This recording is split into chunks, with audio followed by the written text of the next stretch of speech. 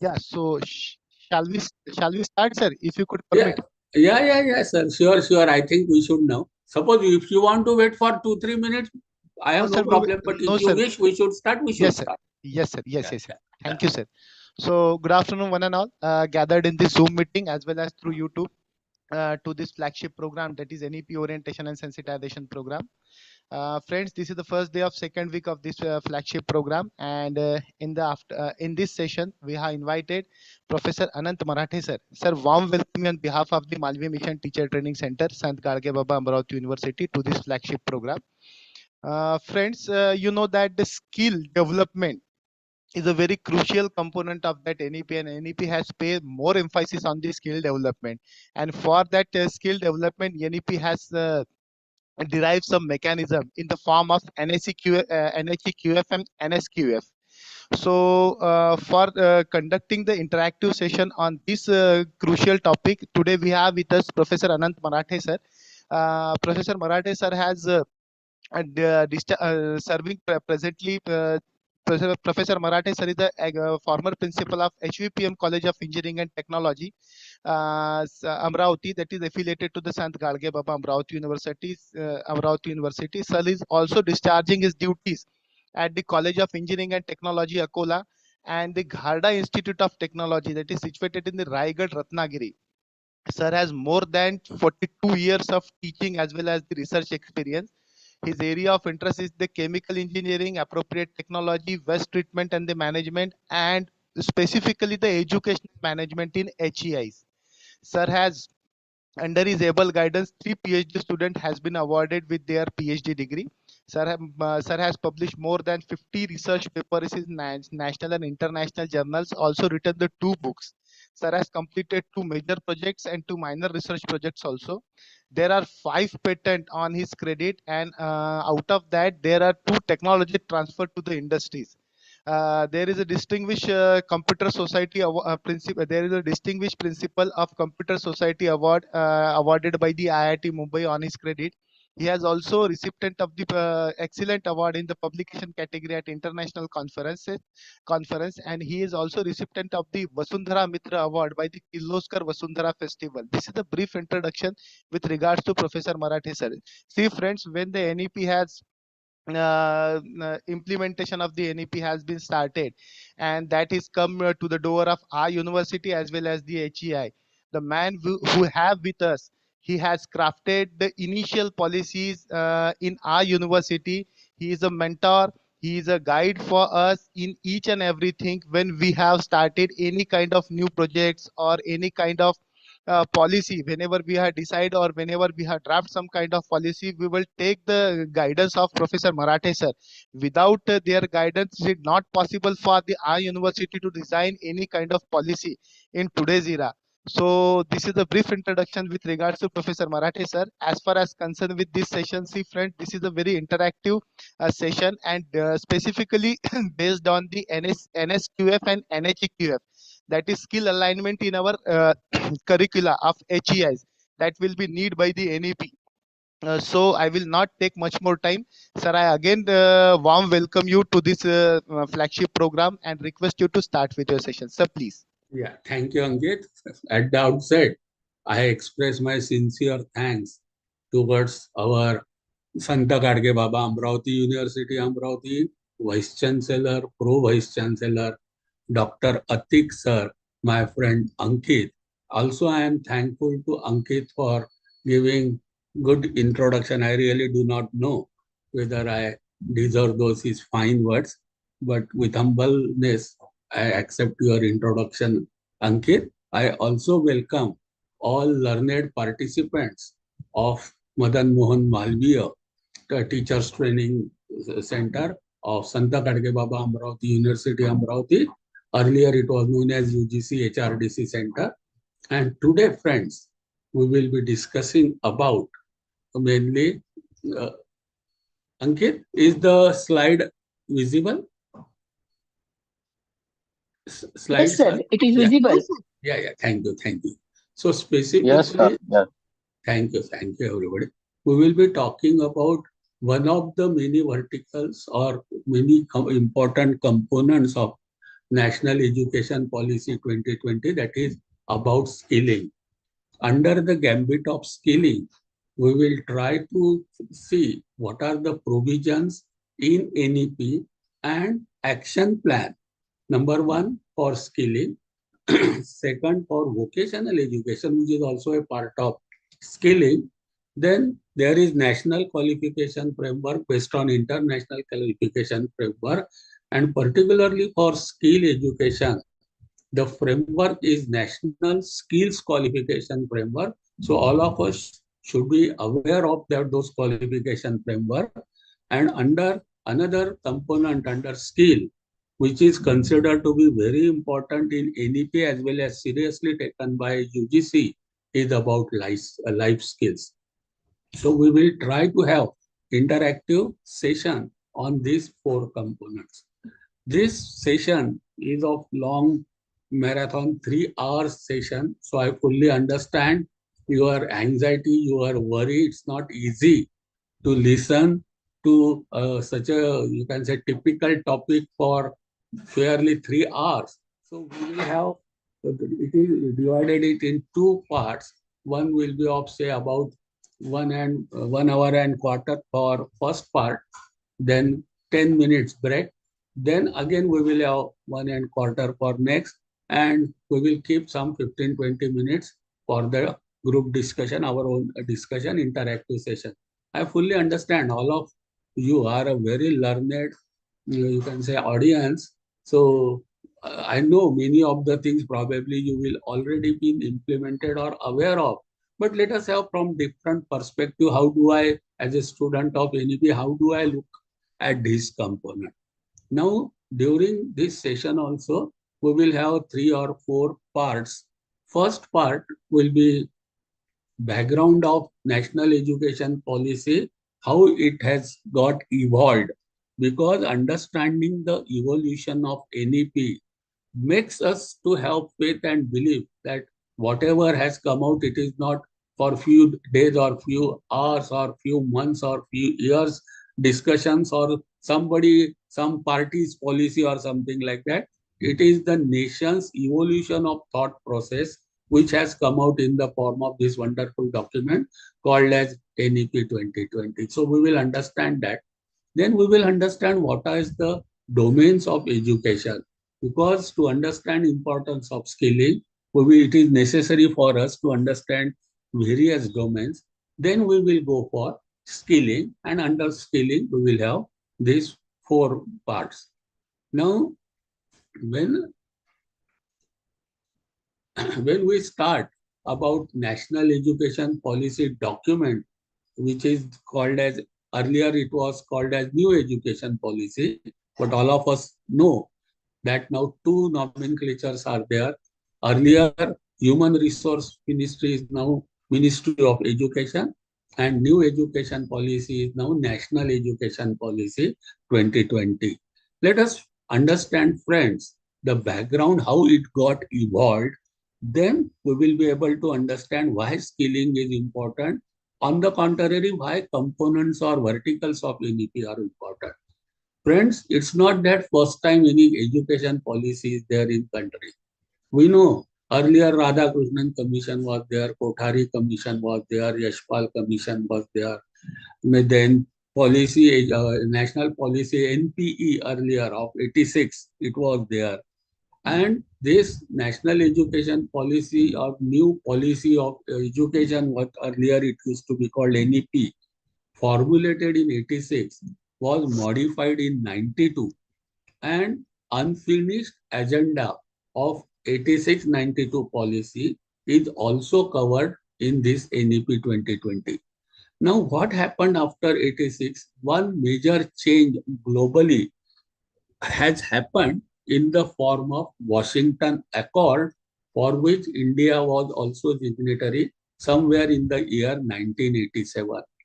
It was at the behest of American Education Society or American Engineering Education Society, through which Washington Accord came into existence, and we also became the signatory.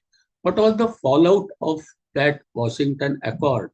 That for technical education and engineering education in particular, there was standardization, benchmarking, and globalization of engineering education so that a graduate from any institute, university, or even IIT should have some accreditation which said it will be the standardization with global standard. So any student from signatory country from engineering background say can get admitted or can get job globally anywhere. So that type of standardization and globalization came through Washington Accord. You will find it has got footprints in NEP also. Second, after 87, in 1992, second major things have happened globally and particularly India, that India adopted liberalization, privatization, and globalization as national policy. What was the fallout? What we generally call it as GATT agreement. The fallout was education was accepted to be a service sector, and standardization, benchmarking with reference to global standard came through all higher education. Now it was not limited to engineering education. That is why NAC came into existence. Before 92, there was no institution like NAC which used to accredit or benchmark the system in higher education institution. One more thing happened somewhere at the dawn of 21st century or end of last century, that is somewhere 2000 or 2002. It was Johannesburg Declaration, and immediately it was Bon's Declaration. What are those Johannesburg Declaration and Bon's Declaration which has affected, or you will find footprints in NEP? It was acceptance of sustainable development as a model for and onwards in 21st century. A big change. How come education is affected because of that? In NEP 2020, at number of places, you will find that we have to comply with SDG 4. So there were 17 sustainable development goals accepted by more than 175 countries of the globe, and the onus of going into sustainability was on the shoulders of education in general and higher education in particular. Bone's declaration very clearly states about, you can say, coming generations or 21st century will have sustainable development with fulfillment of 17 goals. And the main onus of achieving those goals and implementation will be through education, and hence higher education was given the responsibility of orienting the world towards sustainability development. So you will find in NEP sustainability concepts also now and then are there. Next, in somewhere 2006, 2007, the information technology revolution got matured. All sectors, including sensitive sectors like finance, share market, banking, they all have digital transactions, online transactions, IT-enabled services. However, education and higher education did not took that time that challenge and kept themselves away from IT-enabled education services. But COVID made it compulsory. So in NEP also, you will find the footprints of technological, particularly IT technological revolutions and IT-enabled education, digital education, online education, through online open distance education. Those where becomes the important component of education as a policy. So these are the footprints or things which had happened since 1986, and it has, you can say, necessitated the formulation of new policy. Earlier, Subramaniam Committee gave the draft, then Dr. Kasturi Rangan sir, who was the chairman of ISRO, with very established and very good panel under him, they have formulated, drafted the policy which was accepted by Union government as National Education Policy 2020, and you will find the foundation of NEP 2020 is based on five pillars: access, equity, and affordability. These three pillars you will find their roots in sustainability development. Quality you will find in Washington Accord and globalization practices, and accountability, that is outcome based education. So NEP, you will, if we try to study NEP, we will find that access, equity, quality, affordability, and accountability in the form of outcome based education, those are the pillars of NEP 2020. When we will see our today's discussion, we will have to keep in mind that this document is a wonderful document. It is evolved from 1986 to 2020, and it has got bearing of India's commitment to the world. In a way, we cannot go back on our commitments to the world, and NEP is important instrument tool to achieve a sustainable development and to accomplish the commitments given by our country to the globe. When we understand that yes, it is a evolved document and it is our everybody's duty now to focus and ensure its implementation correctly. What are their parts? Let us see. You will find this NEP policy document has got four parts. First part is school education. Second part is higher education. Third part is other areas of focus. And fourth part is making it happen. Out of these parts, for today's discussion, we will concentrate on higher education, and amongst higher education also, there are various chapters, almost 9 chapters of higher education. We will be concentrating only on, you can say, reimagining vocational education or optimal learning environment, which is based on skill education. Now, let us understand within few minutes the silent feature of the policy relevant to our today's discussion. Friends, two things mesmerized me when as a student I tried to study NEP. Number one, it had very clearly defined what is education. And secondly, what for education? So these two questions, which we as a teacher should be very clear. Ultimately, we say that we are in higher education institutions, and in the domain of higher education, we impart education and students learn from us. So first question is, what do we mean by education?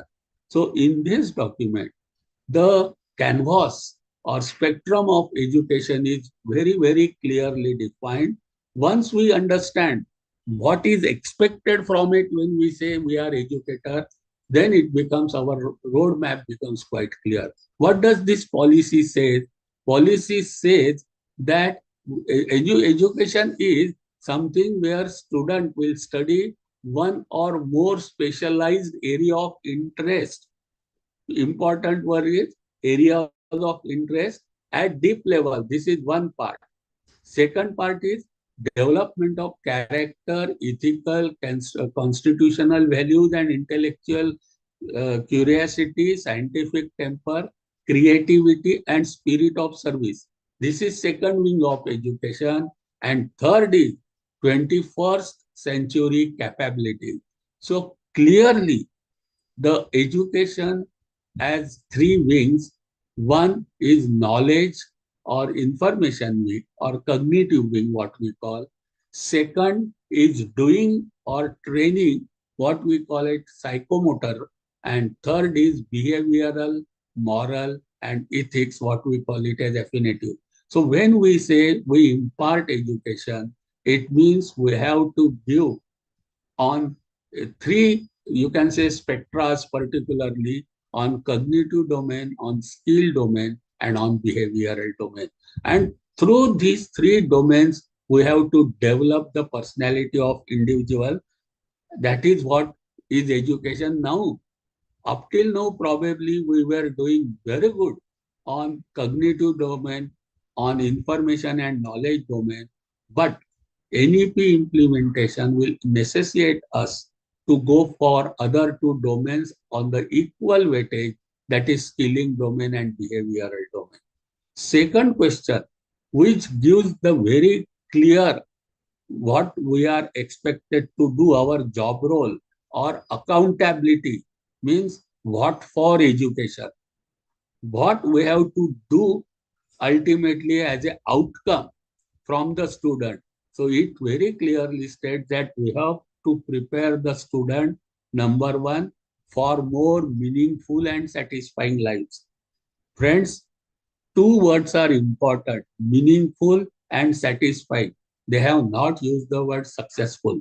The definition of success may be different for individual, but happy and satisfying life is the motto for which we have to prepare. The important word is also meaningful. The student, after passing, must lead a meaningful life. Second, very clearly mentioned is we have to prepare students for their job roles or work roles. Very important responsibility given on our shoulder. What does it mean? It means we have to first beforehand understand when my student will get graduated from my institution, what job role or work role that student will be doing after passing. Say, so we have to first forecast in what roles a student will be working in the domain in which he is taking his or her graduation education. We have to understand whether if he is a student of physics, after 3 years passing through my educational institution, a student may go for post-graduation, student may go for research, student may go for school teaching, student may go for some quality control laboratory, student may go for his or her own entrepreneurship, where in the knowledge of physics will be required. He may go into electronics part of physics. He may go into acoustic part of physics. He may go into light part of physics. So we have to understand what are the different areas where a student will be working for meaningful and satisfying life after passing through our graduation. And according to that, during college days, we have to prepare for his future in the job role. So here our responsibility and accountability becomes very big. And here the importance of training and skilling so that student will be able to do the thing by his own hand based on the knowledge which he has gained. And third and another important aspect for which is the responsibility given to the teachers or we the educational institution is to prepare the students to enable economic independence. Now these are the three outcomes expected from higher education institution and with the teacher. Now this set the tone of how NEP is to be implemented and what is stored in NEP. So now we have understood that their education means there will be three domains in which we have to prepare the student. Out of these three, in today's discussion, we will be concentrating on one. If I go from third, that is the behavioral domain or affective domain. Second is psychomotor, that is doing the things or giving training, what the student will be able to do after our teaching or the student's learning. And first is cognitive domain. So when we talk about domain, we have to understand one more thing. Now this takes care of complete canvas of education system. Means a child will be entering into education system at the age of 3, and the child may go for lifelong learning but in formal mode up to PhD or postdoc. So these three domains take care of all the stages or levels of education, and according to the stage or level, we have to concentrate on the expected outcome. Say, for example, in case of first domain, that is knowledge domain, thinking domain, knowledge, understanding, application, these are the lower levels of cognitive domain. So probably they will be more applicable for school education. What does it mean?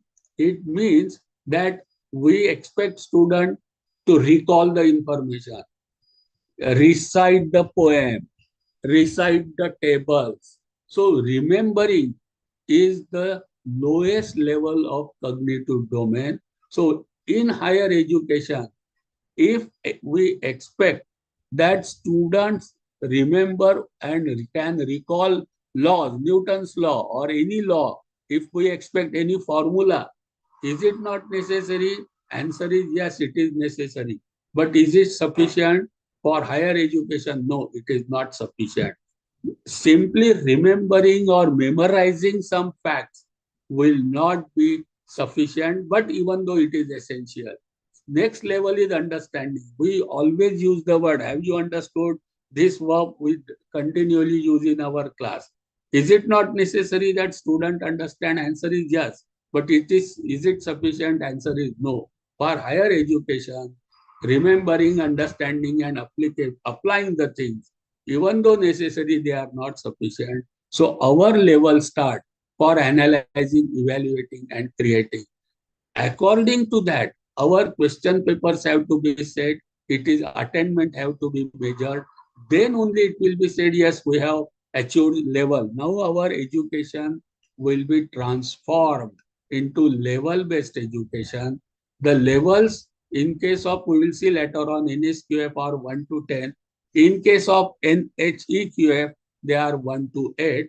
Anyways, up to 4 is school level, and our higher education level starts from above 4. So this we have to keep in mind when we prepare the syllabus, we deliver the syllabus, or we evaluate the syllabus. Now, second domain, which is important for our today's discussion, is psychomotor domain. It is doing or skilling. What students have understood very good, but what is to be done only by understanding? Is he able to apply? Can the student do whatever is understood by him? So this is psychomotor domain. Again, psychomotor domain has got 7 levels. The perception, get, set, go like a thing. Perception, set, and guided response, they are lower levels. So for our higher education, the skilling or doing level or psychomotor domain will also on higher level, that is mechanism, complete overt response, adoption, and organization. So when we will deliver or discharge the psychomotor domain training or doing, we have to ensure that the level at which we are giving begins with minimum mechanism. To explain it a little bit, suppose we have got practicals or in the first year, second year, or third year, what we used to call year wise. In new terminology, 4.5 level, 5 level, or 5.5 level. In that case, first year practicals, that is 4.5 level party practicals, will be mastering whatever is taught by the teacher to him. So efficiently, effectively, student can repeat the practical part of it. But when he comes to third year, it will not be sufficient that he is mastered practicing the repeating the pattern, but it will be expected that with the knowledge and skill, a student is able to develop a new pattern. Truly speaking, third year laboratories will be experimental laboratories, while first year laboratories will be practicing laboratory. According to this, a simple example, we have to even plan, design our experiential learning part, which is our today's discussion, psychomotor domain part, on the basis of level. So this is important to understand for all of us, that now we will be transforming into level-based education, and with each level, there will be certain qualifications and qualification parameters, and according to those descriptors, we have to work on that. Whenever we say I am a second year teacher, we have to first see what are the expected at level 5, what are the descriptors of level 5, and according to that, I will have to design syllabus, I will have to discharge my syllabus, and I will have to evaluate the student. Third domain is affective domain, feeling, attitude, behavior, values, ethics. Again, here there are 5 levels, and here we will be expecting higher levels of valuing, organization, and internalizing. This domain talks about imbibing values that will be at lower level, and you can say creating a system, value-based system or ethics-based system will be expected at higher level. So now the takeaway from up till now, whatever discussion we had for 20-25 minutes, we have understood the background and evolution of National Education Policy 2020. We have understood the pillars of NEP 2020. We have understood what is education, what is expected in higher education, and what for education. So we have understood 3 domains and their various levels, and we have also understood our job, our main responsibility given on our shoulders is outcome based, wherein we have to prepare the student for meaningful, satisfying life. We have to prepare student for their future job roles, and we have to prepare student so that they become economic independent. So we will be evaluated. Our accountability, the fifth pillar of NEP is accountability, and probably HEIs and with the teachers will be audited, will be evaluated. Our accountability will be there on what is the level and what type of education we are giving in 3 domains, and are we preparing the student for expected outcomes. Now, this is what is the takeaway from our earlier discussion. Now, once this philosophical part of NEP is very clear in the document, now the operational, the you can say framework under which these objectives are to be obtained, they are given in NEP. The relevant for our today's discussion is the optimal environment which is expected to be provided in HEIs and the suitable supports to be provided. These are the guiding pillars. Some framework is provided. Friends, as I told you, it is a process of standardization, benchmarking, and globalization. If we take our nation only, it is expected that after implementation, full implementation of NEP 2020, from where student is learning it will become immaterial. In the sense, the outcome of a student at various levels from Amravati University or any university in one corner of the nation will be at par or equivalent with the outcome at any other university in India, and it will get aligned with the any university of the globe. So local to global standardization, benchmarking, and equivalency is the important part of, you can say, operational part of NEP, when objectives are very clear. And all universities, all HEIs, all colleges will have certain framework, guiding framework under which we will be now working. So for that, what they has called it as some framework they have provided based on international framework. So they called it as qualification framework. So it will be international qualification framework. It will be for skilling.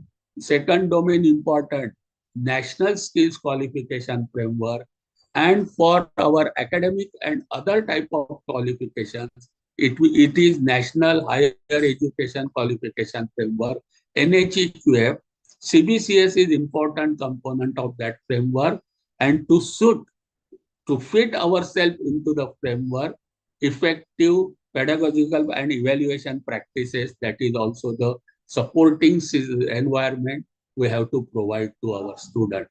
So we understand now that any university in nation, any higher education institution, maybe autonomous colleges, private or state government or central government universities, they will be now operating under standard framework, and those standard frameworks are in alignment with globally accepted standard framework. So this is what we understand from this discussion. And now, amongst various framework, we will be talking about skilling, because our today's topic is based on skilling. What is stated as a policy in National Education Policy 2020, I have taken abstract regarding skilling from our NEP. It's very clearly mentioned that HEIs will be allowed to conduct short-term certificate courses in various skills, including soft skills.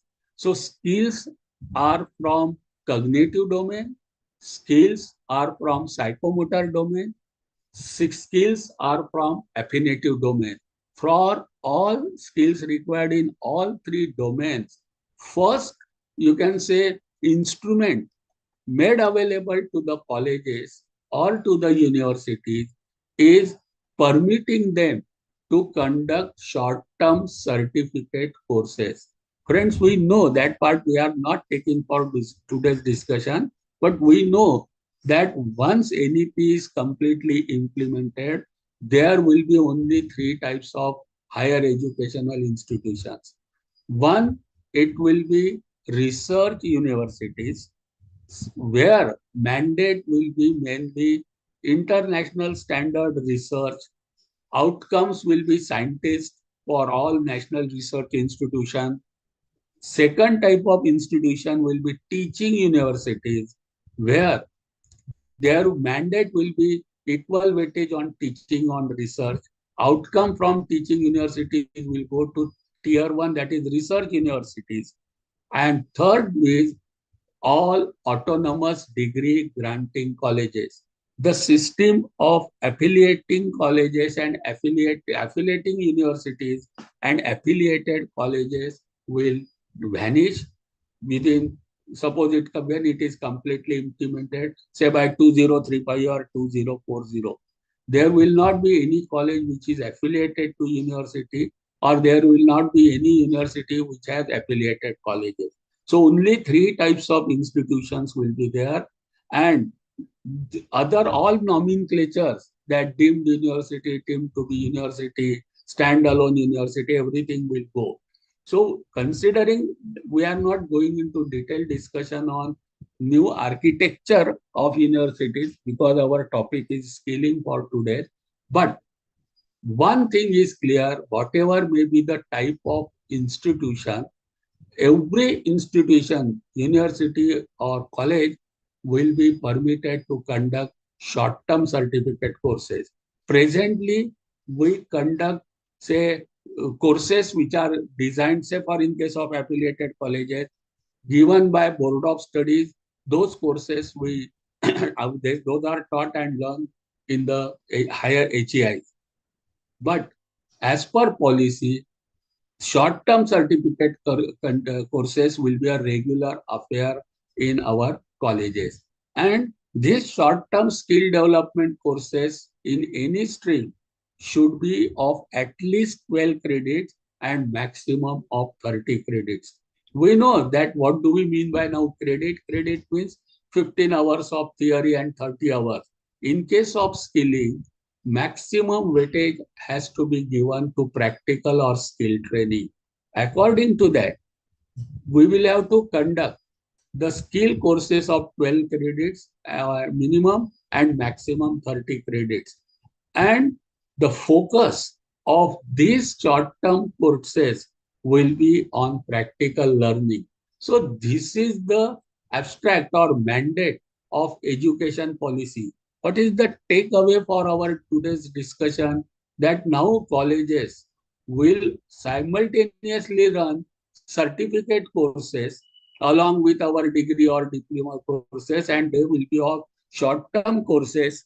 Who can attend those short-term courses?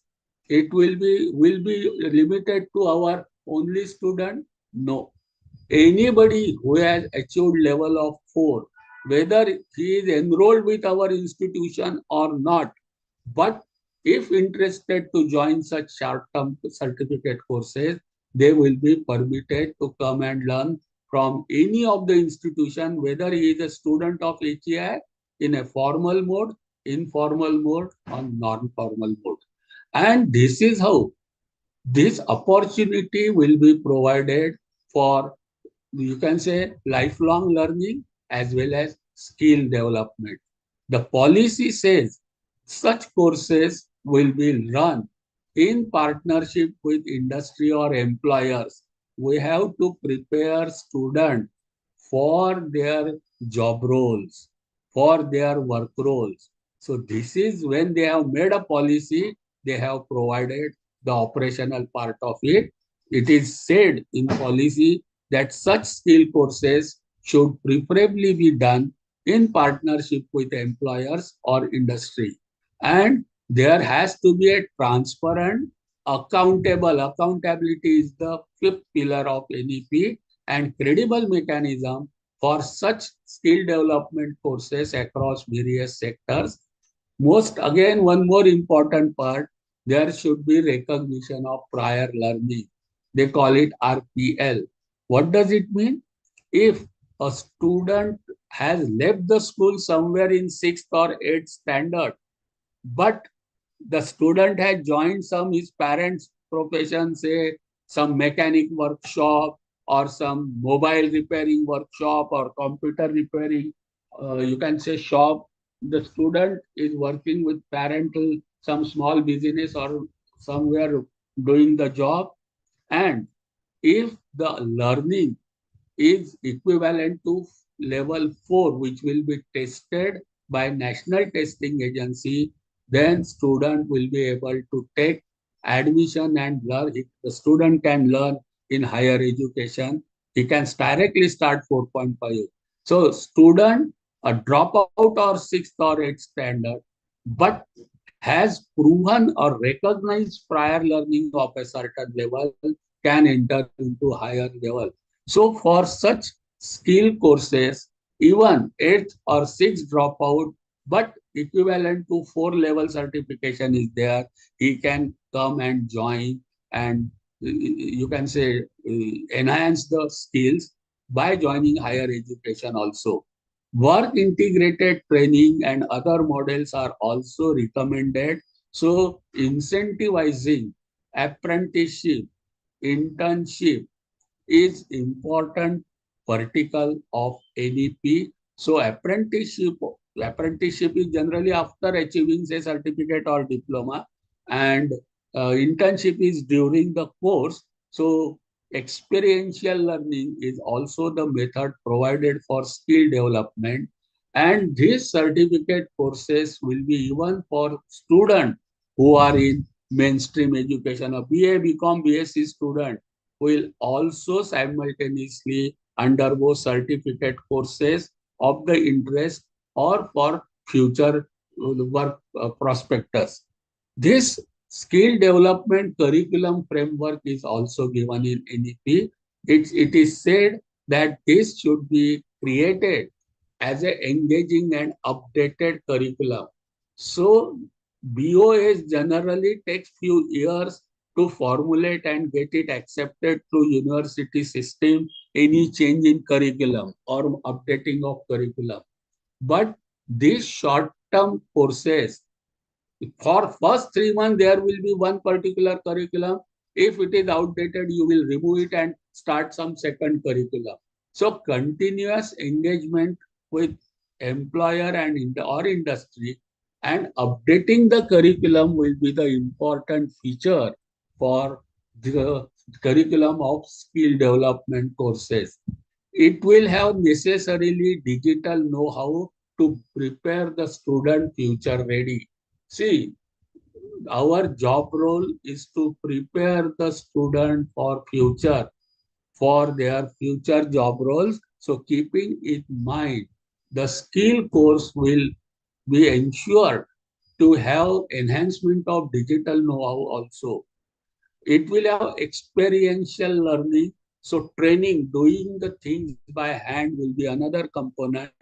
And first time, a new terminology will be coined in our higher education system.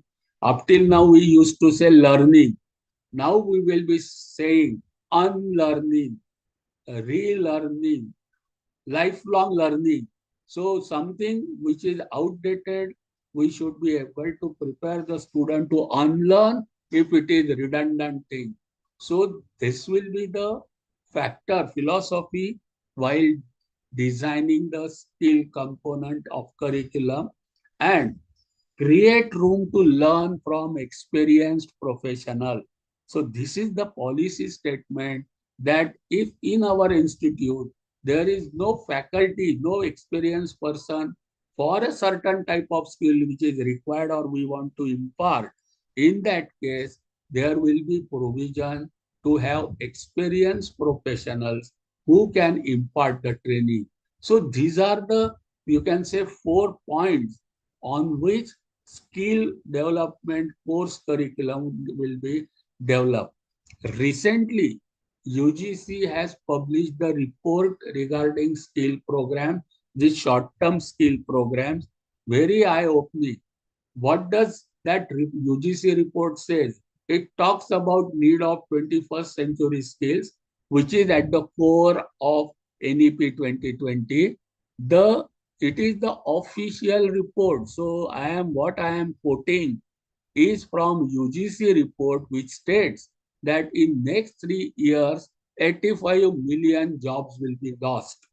Takeaway is, if outdated skilling is being provided in the institutions, we have to immediately stop providing outdated skilling and training, because the jobs, not less to the tune of 85 million, will not be there. We know what will happen with artificial intelligence.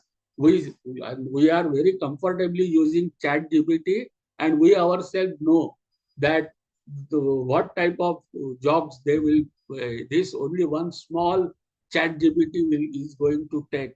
All, you can say, uh, writers or our PAs, or so all those type of assistant part will go. You have to simply give some words to that chat GPT and subject, he will draft the letter for you, or even application for you, probably the project report also for you.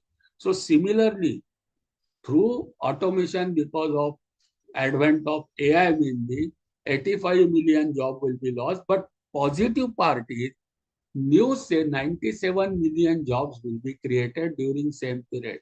The takeaway for us is redundant training skilling should be discontinued, while future ready for preparing students for future, we have to impart skills wherein these new jobs will be created. So now, what is role as a teacher? We have to keep one eye on this type of future jobs also, and types of training required. Same thing is given in that report about the world leaders or Indian top leaders. And it is mentioned that for this coming 2 3 years, banking, financing, insurance sector, pharmaceutical sector, e-commerce, and IT enabled services sector will be having more boom, and freshers recruitment in these areas is projected to increase by 20% in coming this 3 years. So immediately, if we are planning for any skilling courses in our institution, they have provided the broad sectors in which there is possibility or projected rise in employment. According to that, UGC says that we have to provide the skill courses to the student. To whom these courses can be given? The UGC guidelines clearly states one whomsoever is 10 plus 2 or its equivalent means level 4 will be eligible for admission, and who is eligible for admission to any undergraduate program can pursue this. It means whether that student is enrolled in my institution or not, if he is eligible for admission to any UG program, can come and join these short-term skill courses.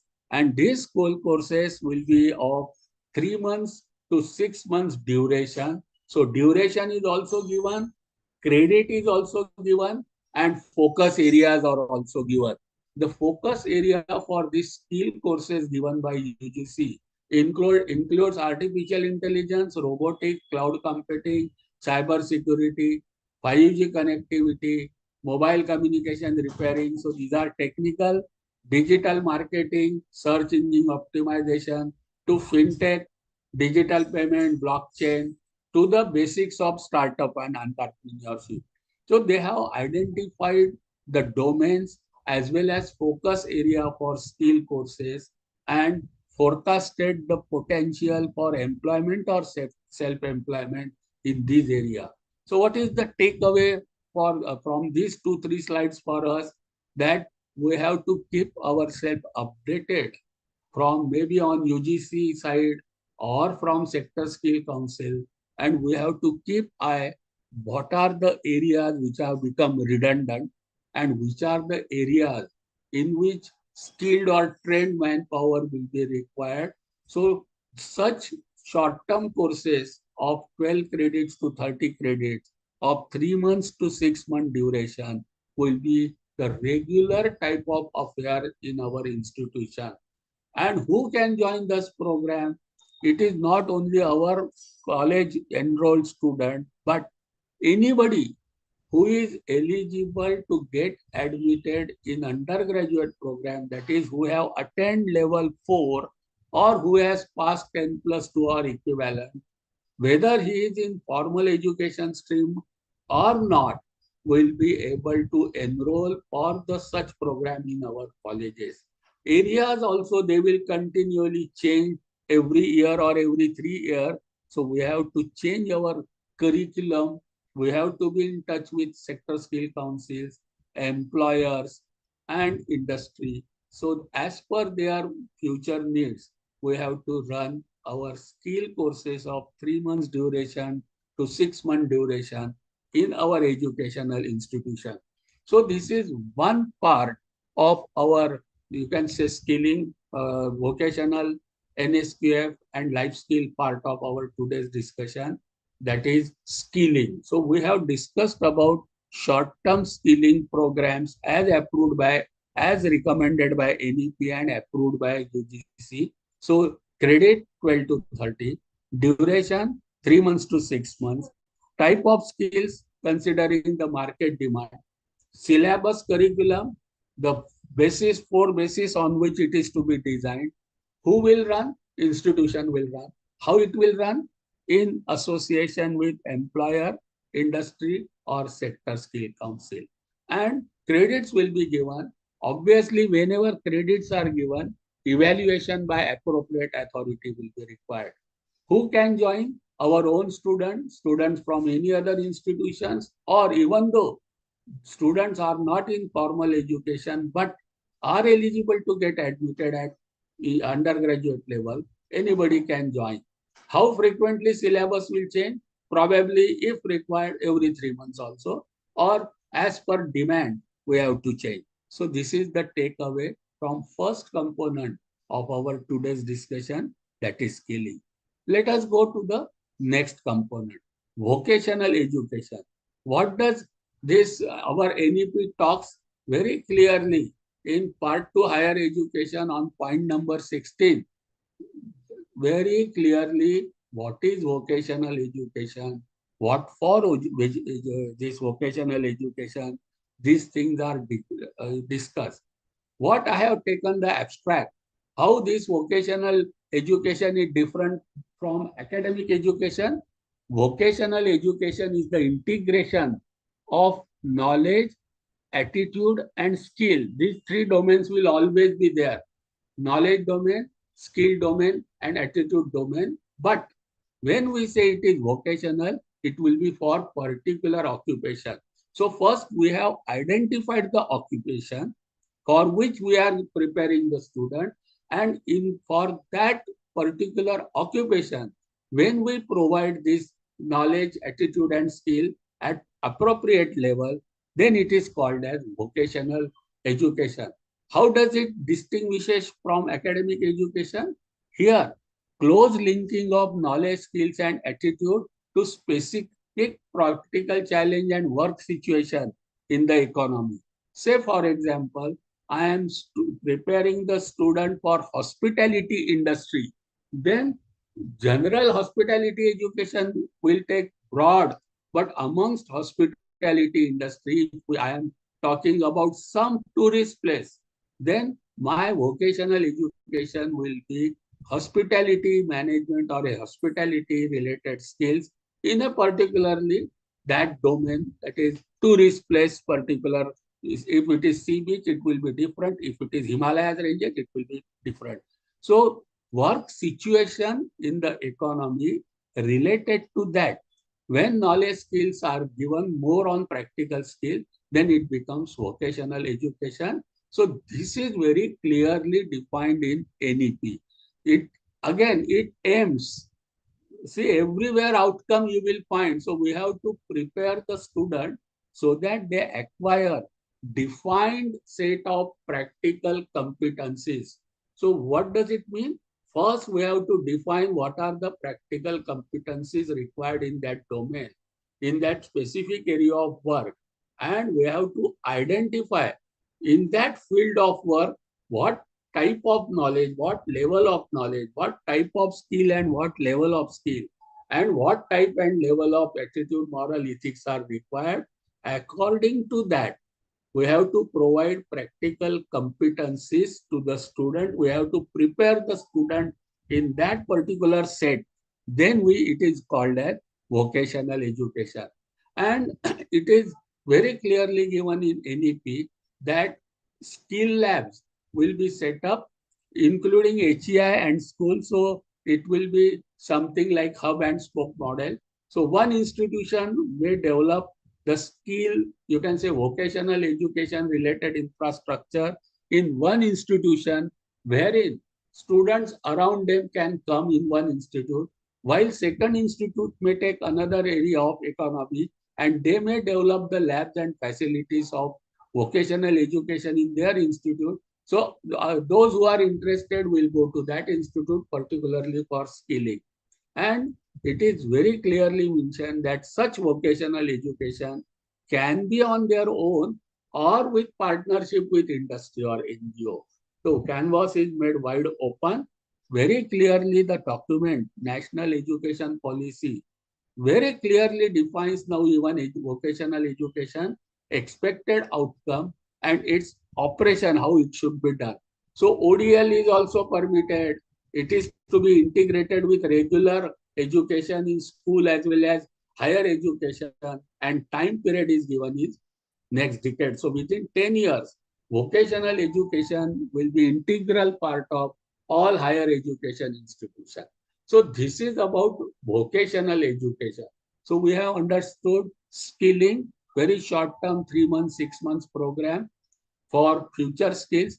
We have understood vocational education, identify few occupations in the economy, and for those sectors, give knowledge, skill, and attitude behavior types of domain knowledge, skill, and behavior to the student, more focus on practical, and prepare student particular for those occupations in the field of that our economy.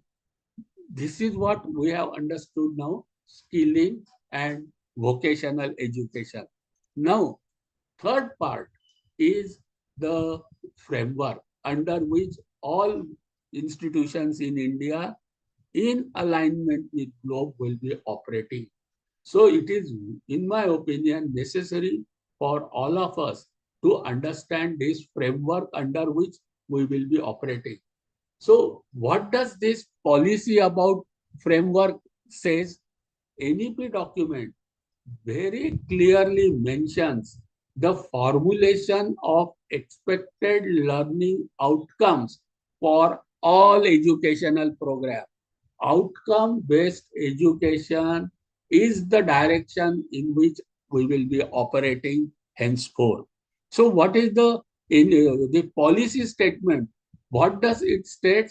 It states that irrespective of any program and any level, first and foremost thing will be the formulation of designing or writing of learning what is expected outcome, and that is what is the first thing in framework. And these learning outcomes, since it is for standardization from local to global, globe has given, you will find that internationally, the whether it is NAC or whether NBA, which is a part of globalization process, they have stated the program outcomes. What?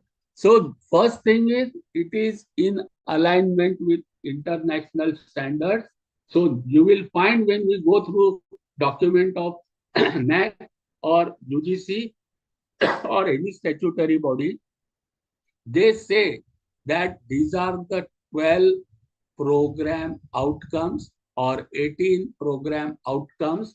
So if a student is of any graduate, whether it is arts graduate, commerce graduate, science graduate, engineering graduate, or any for that matter, any graduate, once we say that he is graduate, the student is graduate, these 12 attributes, graduate attributes, must be imbibed in any graduate. So whether he is a graduate of one university in one corner of the country or other university in some other corner of the country, the graduate attributes will be same and they are aligned with international standard. So this is how the formulation of outcomes begin with in outcome based education. And for skill also, such framework is already formulated even before NEP was accepted as a policy document, because NEP clearly states that National Higher Education Qualification Framework will be in synchronized with National Skills Qualification Framework to ease the integration of vocational education into higher education. This is the policy statement regarding skilling. So, qualification framework of skills will be aligned with qualification framework of higher education. And now NSQF was already there before policy of, you can say, NEP was formally accepted. That is why the policy says NSQF is already there. So NHEQF will be formulated in alignment with NSQF. What is the outcome? Now we all will be operating under outcome-based education system and under certain framework, and it will be applicable for each and every higher educational institution. So we will be operating under various framework. The important framework are qualification framework, credit framework, and learning outcome-based curricular framework. Now, qualification framework will be for higher education as well as skill education. Credit framework will be there for skill education as well as higher education. Learning outcome based curriculum framework will be for skill education as well as higher education. And that is how integration of skill or vocational education will happen with general education system, and we will have integrated education, higher education system. So for our today's discussion, we will be concentrating mainly on skill qualification framework, skill credit framework, and skill-based outcome learning outcome based skill education framework, because our today's discussion is on skill development. So, but we have to understand very clearly that whatever is applicable for skill is also applicable for academic higher education. So, integration will later on take place. So, let us go for qualification framework. The first and foremost in policy, it is very clearly defined what do we mean by qualification. Since we are talking about qualification framework based on skill, of course, but the policy clearly specifies what is qualification first. Generally, we know that when in a traditional sense, when somebody successfully completes the prescribed program of studying or training program offered by educational institution, then we say that okay, he has earned certain qualification. That is why we distribute certificate after completing FDP. Even this online program, when you will complete it, this our UGC HRDC center or Madan Mohan Malviya Training Center will issue you a certificate, e-certificate. What does it indicate? That is the qualification that you have completed the prescribed program or training program offered by Mahamana Madan Mohan Malviya Training Center. So this is the simple way of defining qualification. So there are formal awards in broad disciplines such as certificate, diploma, bachelor, master's, or doctorate. But important part given in policy is such qualification means it is the recognition of attainment of learning outcome. Now, here comes a slight difference with our traditional concept of qualification and expectation of NEP. Now, NEP says that this qualification will be recognition of what? Of the attainment of expected learning outcome. So expected learning outcome and its attainment. When these two things are mapped, then whatever award will be given will be called as qualification, provided it should be based on successful completion of the program. Suppose FTP is of 8 days. So, okay, 8 days program, definition of successful completion is expected learning outcome should be known before the start of each program, and there should be some mechanism to verify, check, and validate attainment of that outcomes. And if those attainment are found, then that certification is to be given. So this is how the qualification is given. Very important part is qualifications are to be awarded only after assessment and evaluation of learning levels, because level based education and expected outcome, and it is to be conducted by some competent authority which determines the achievement of student of learning outcome. See, policy has to be read from this perspective now. Everything is based on now outcome based education, attainment of those outcomes, and under a certain framework. This is what is the operational part of NEP. For us, we the teacher and our institution will be there. Now each qualification will be aligned with some credit system. So this is, and that credit system will be based on learning outcome, workload, and duration of that chosen program.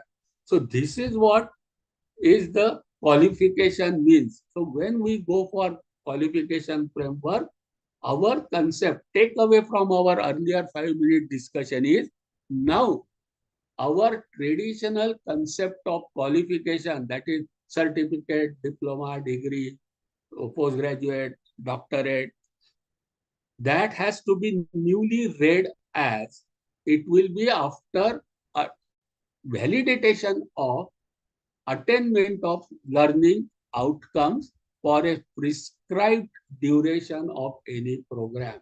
So prescribed duration, that is learning hours are important.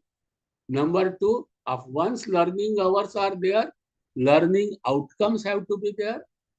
If learning outcomes are to be there, completion of that duration is there, then evaluation and validation of attainment has to be there. When these three things are mapped, then qualification has to be issued by certain competent authority. So that should be authorized to issue that. So any shop starts tomorrow skill program, that will not be accepted as completion of certification. No credit will be given unless that is authorized. University is authorized, sector skill council is authorized, higher education institutions are authorized. So those authorization is also equally important. Then only credits will be awarded and then credits can be used anywhere. So this is what is the idea of qualification. Now once we have understood what is qualification, let us understand what is framework, qualification framework. Now, this framework is nothing but structuring of existing and new qualification, which are defined by learning outcomes again, which will reflect the graduate attributes or profile based on learning outcome and course learning outcome. So, what is that?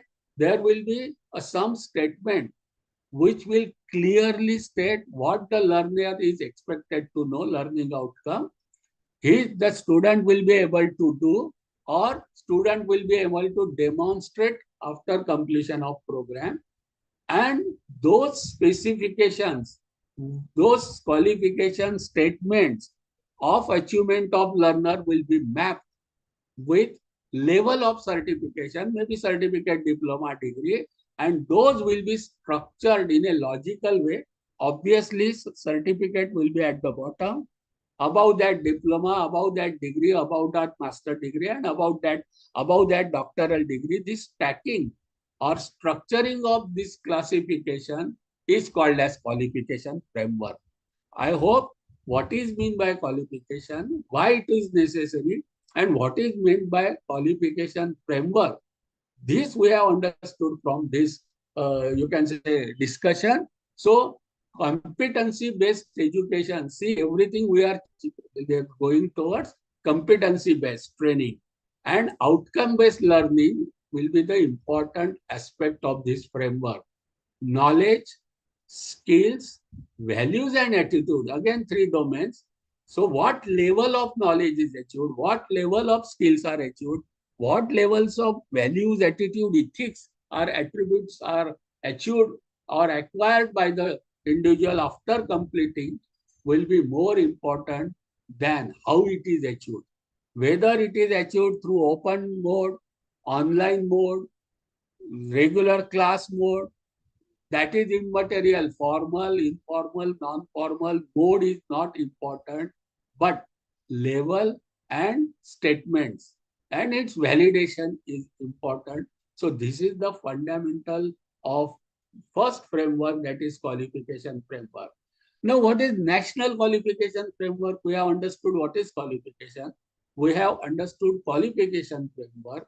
Now, important is national qualification framework, NQF. Obviously, since local to global we have to go, since any qualification of any university or institution in one corner has to be equivalent to any other university in any other corner of the country in alignment with globe. So all this framework, structuring, stacking is done as a instrument at national level for classification of, you can say, all qualification. So it is based on certain criteria for specified level of learning achieved.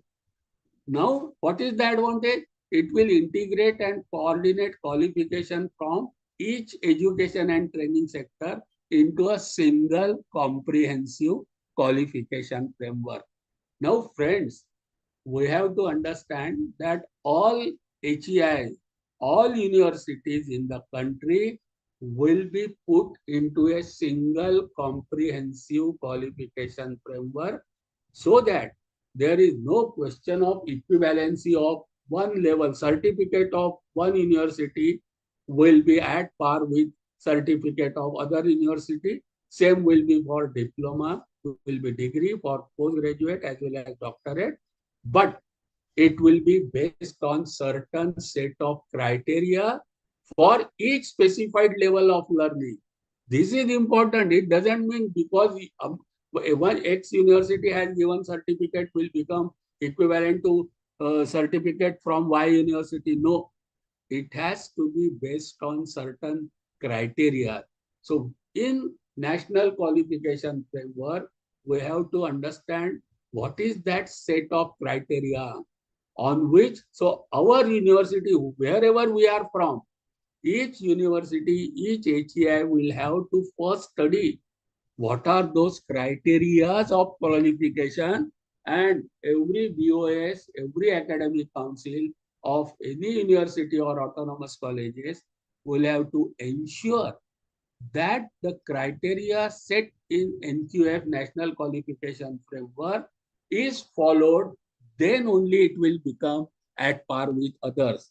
And those set, already this set of criteria are given, and this set are aligned with international criteria. So let us understand what is this international qualification framework on which national qualification framework is based, and on national qualification framework, each university and each HEI will have to devise, design, operate, and implement their syllabi, their curriculum under that same qualification framework. Now, India's national qualification framework is based on most accepted international qualification, which is European higher education area. Their qualification framework is adopted mostly worldwide, and India has also aligned its national qualification framework with European higher education area qualification framework, which is used in European Union countries. This is known as Bologna process. And this Bologna framework, which is international qualification framework, European qualification framework, is based on qualification descriptor called as Dublin descriptor. So our qualification framework and our qualification descriptors are synchronized or are in aligned with Dublin descriptors. So once we understand Dublin descriptor, we understand what are our national qualification descriptors. Once we understand our national qualification descriptors, same descriptors are to be followed we at our universities or our HEI. What are those descriptors? Those are general statements about the learning outcomes achieved by the student after completing a curriculum of studies and after attending certain qualification. So I will introduce those descriptor and its detailed discussion. We will continue after 10 minutes break, because I know continually listening to 90 minutes is not an easy task.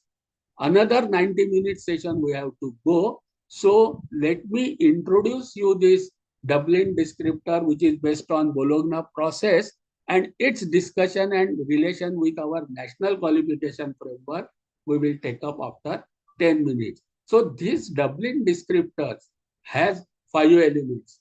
Again, you will find those elements are based on 3 domains.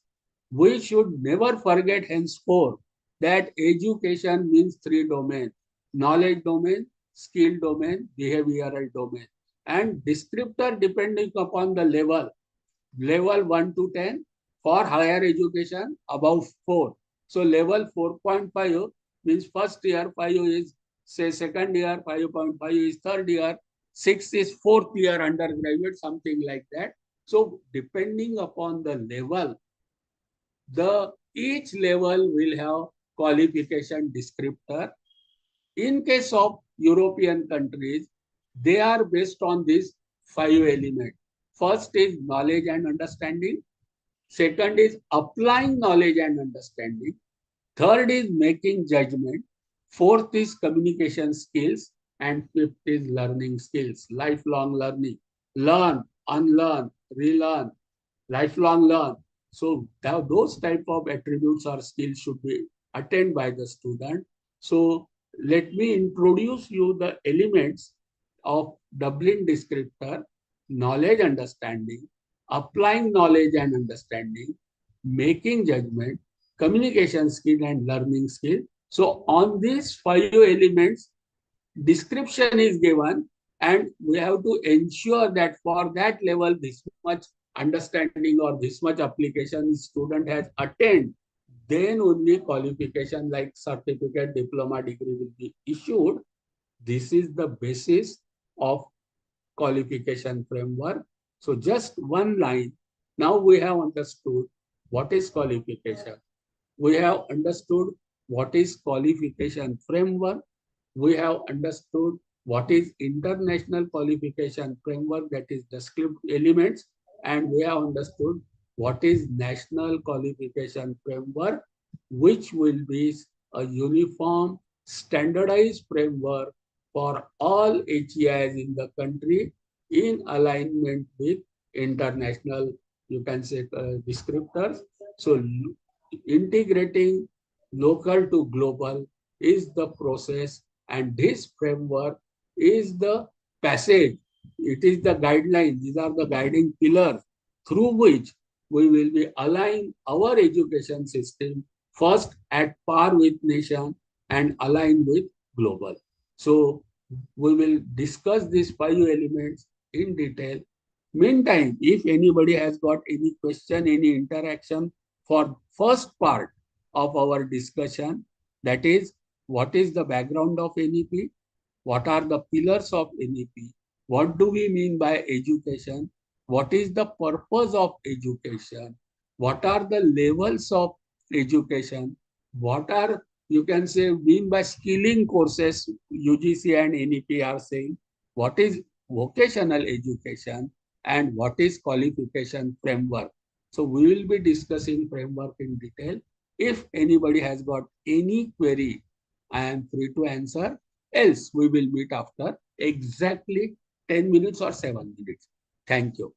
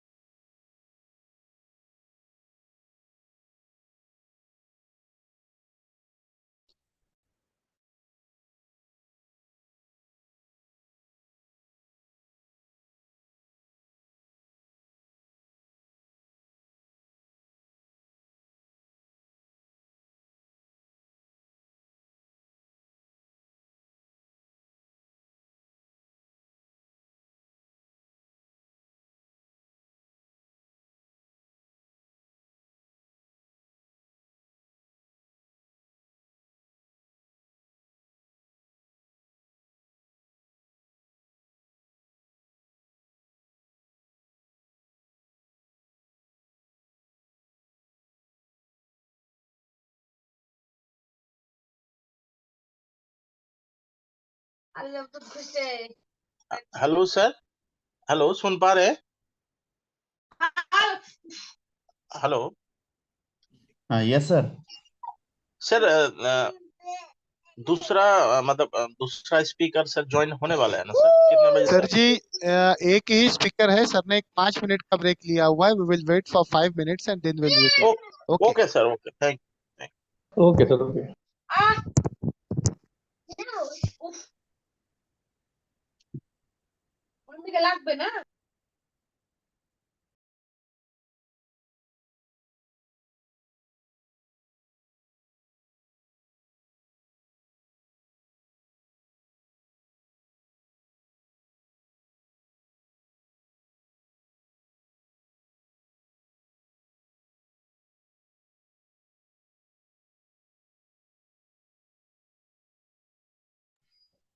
Hello, sir. Should we start?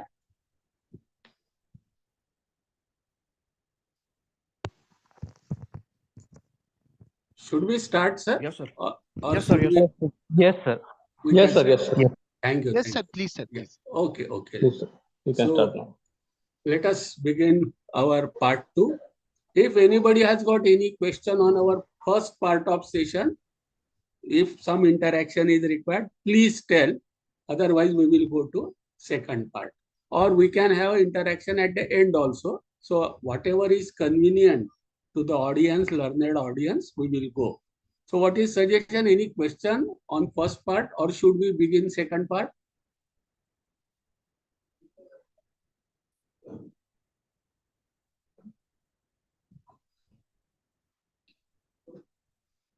I think we should start second part. Probably questions, if at all, if any, we can take up at the end. This is the opinion of our learned audience, I take it. So let us begin. We have understood in our first part what is qualification, what is qualification framework, what is national qualification framework, what is international qualification framework, and how our complete education system will be restructured into the framework of qualifications, and a common framework will be followed by all HEIs, including colleges and universities of the country, and it will be in alignment with internationally accepted framework. So internationally accepted framework is European Union qualification framework, and it is Bolliglo process and also called as Dublin descriptor. So these descriptors are based on 5 elements, and first element is about the particular, you can say, knowledge and understanding.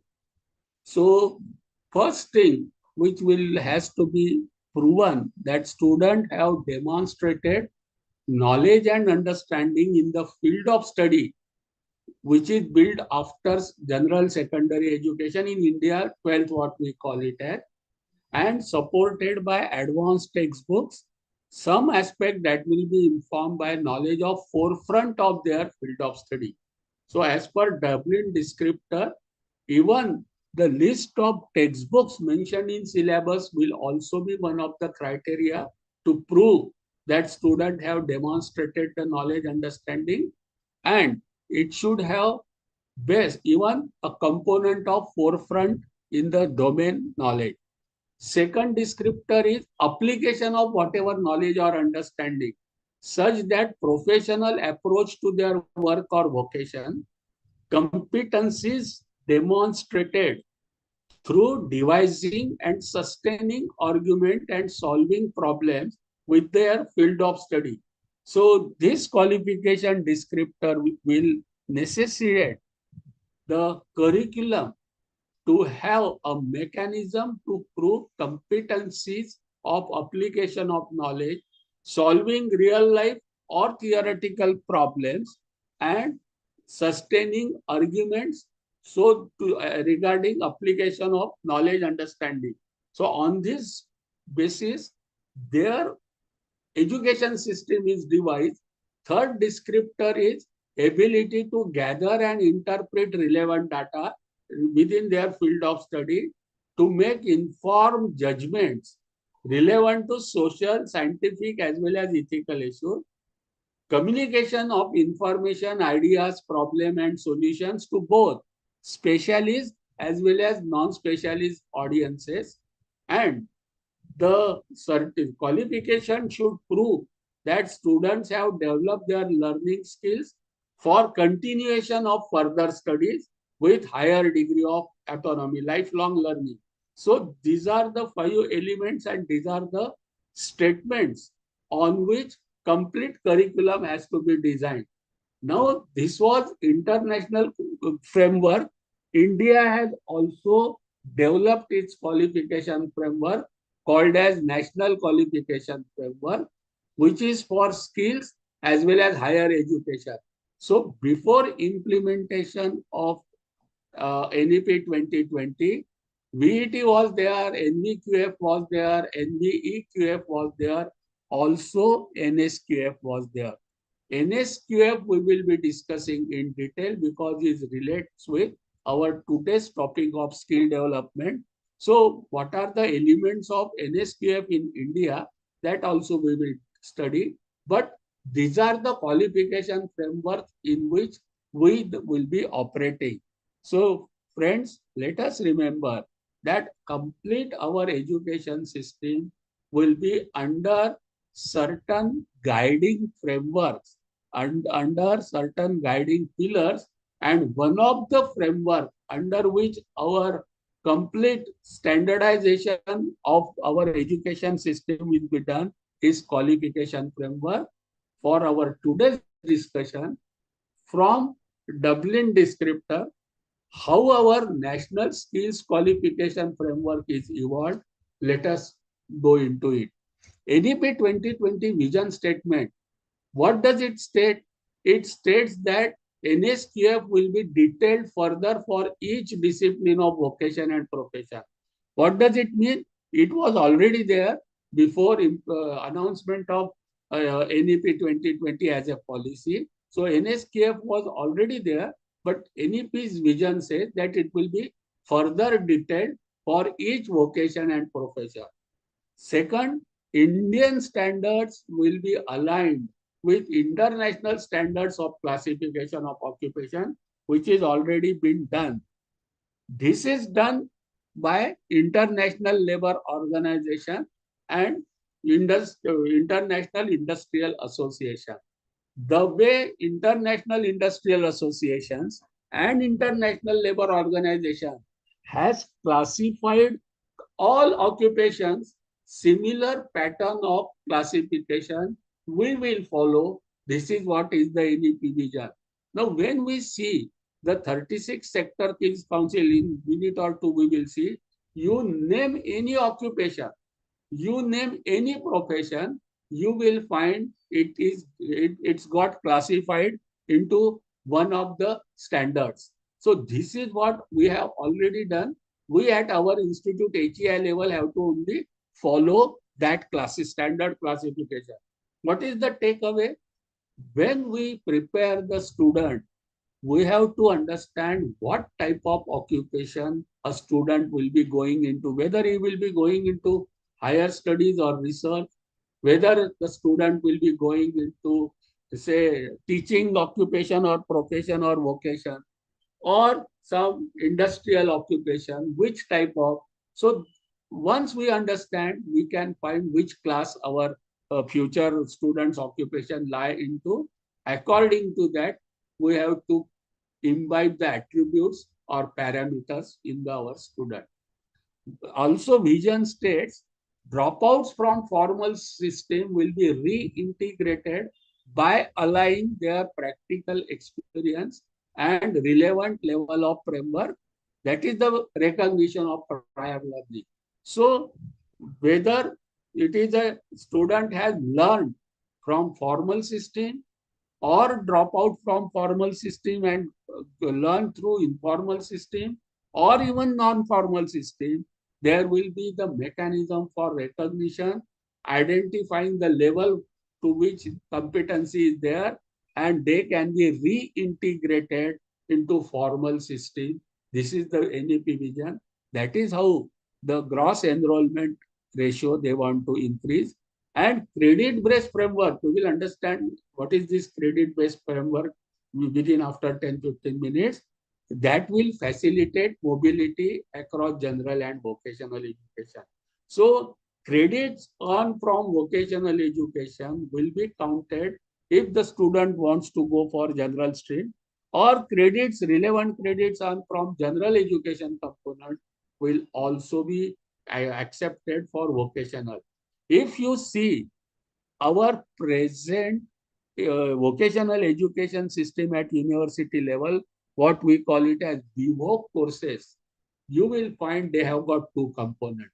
One is general education component, other is skill education component. General education component is from academic stream, and their credits are also counted to get BVOC degree.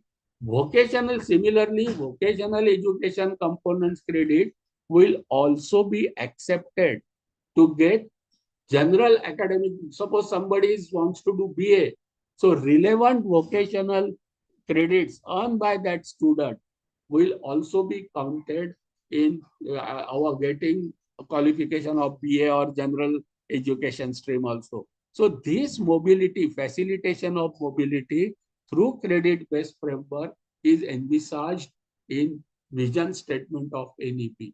Now, important part for us to understand is National Skill Qualification Framework. There are some keywords which we should be acquainted with before understanding this skill qualification framework. One is skill. Now, qualification we have already understood. RPL, recognition of prior learning, that also we have understood, that any student, there will be a system of assessing and validating the level, and according, suppose a dropout has achieved the level of minimum 4, that dropout can come into higher education system for level 4.5. So this skill qualification and RPL we have understood in our earlier discussion. Two mainly things we should understand, that is National Occupation Standard known as NOS, qualification packs QP, curriculum pack CP, sector SSC and levels of NSQF. These are the few terms which we should understand. So out of that, skills we have understood because we have discussed many times. Qualification also we have understood, and recognition of prior learning, that also we have understood through our earlier discussion. So let us go and understand a term NOS, called properly as NOS, which is National Occupational Standard. It is nothing but measurable performance outcome required for an individual engaged in a particular task. So what they have done, Sector Skill Council and through international labor organization, NSDC, National Skill Development Council, in association with sector skill councils and international labor organization, they have classified the occupations. And in each occupation, let me say hospitality industry or ITES sector, which is NASCOM Sector Skill Council. In that council, whatever task or job roles are there, say for example, in the beginning, some security guard is the first position before entering into any hospitality sector. So what task is expected from security guard, security supervisor, security manager?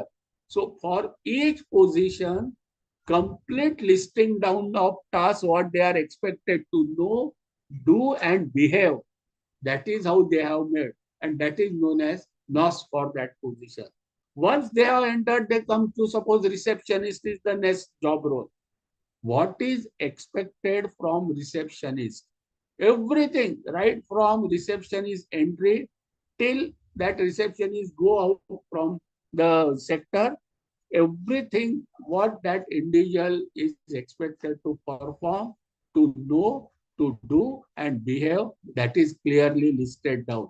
And listing down of such tasks is called as National Occupation Standard, and they become the benchmark for our education and training program. So when we are preparing student for future job role is security manager, job role is receptionist.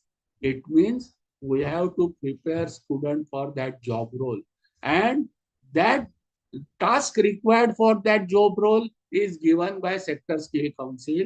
That is our benchmark. On that basis we have to design our syllabus, our training program and skilling program, so that our skilling maps with requirement of that sector.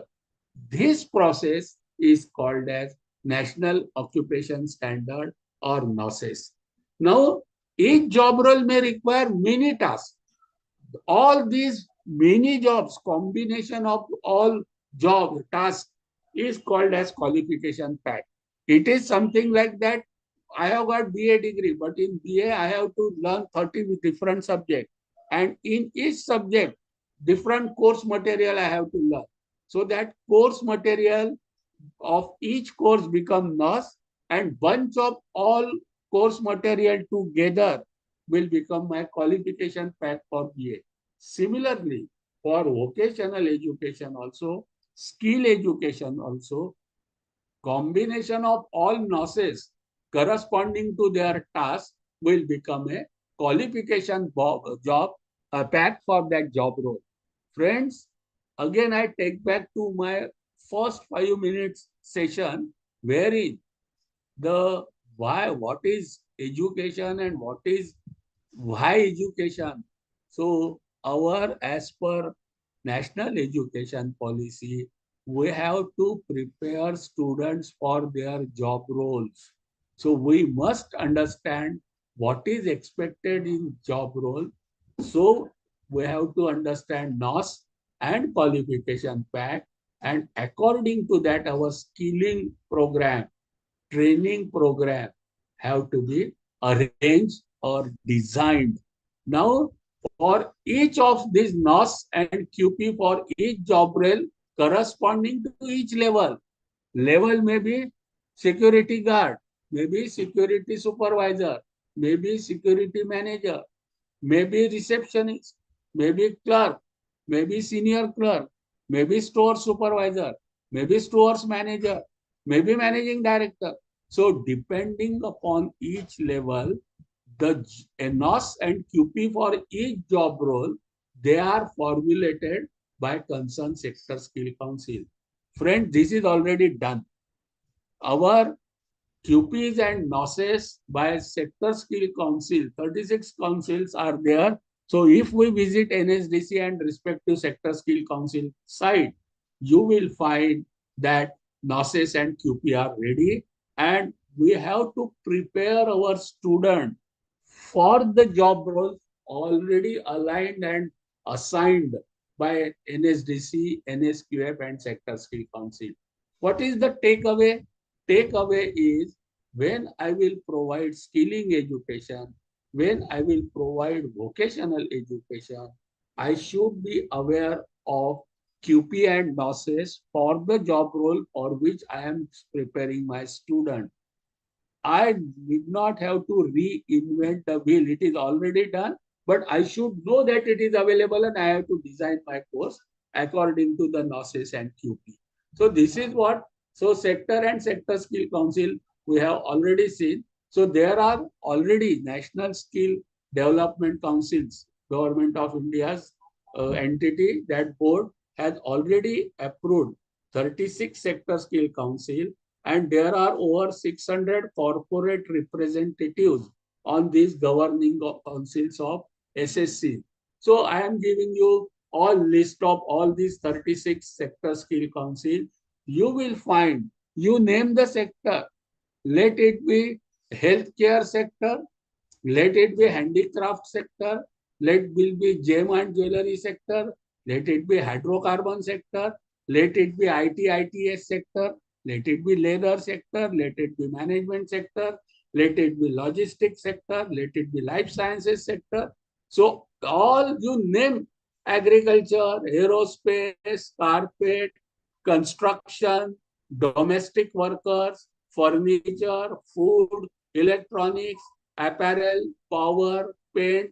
So there, you name the occupation or vocation, you will find in one of these 36 sectors that part is there.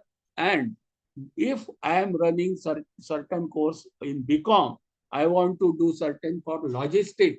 What I have to do, I have to go to logistic sector skill council, find out what are their NOSes level wise.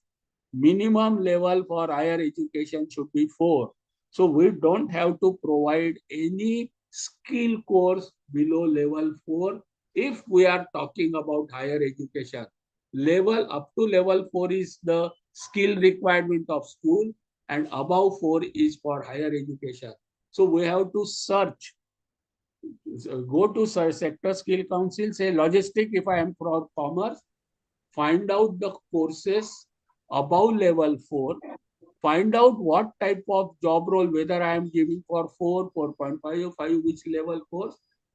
According to, I should select QP or NOS, and I should offer either skill course or vocational course from that. This is what will be the integration of skilling and vocational education in our you can say higher education system.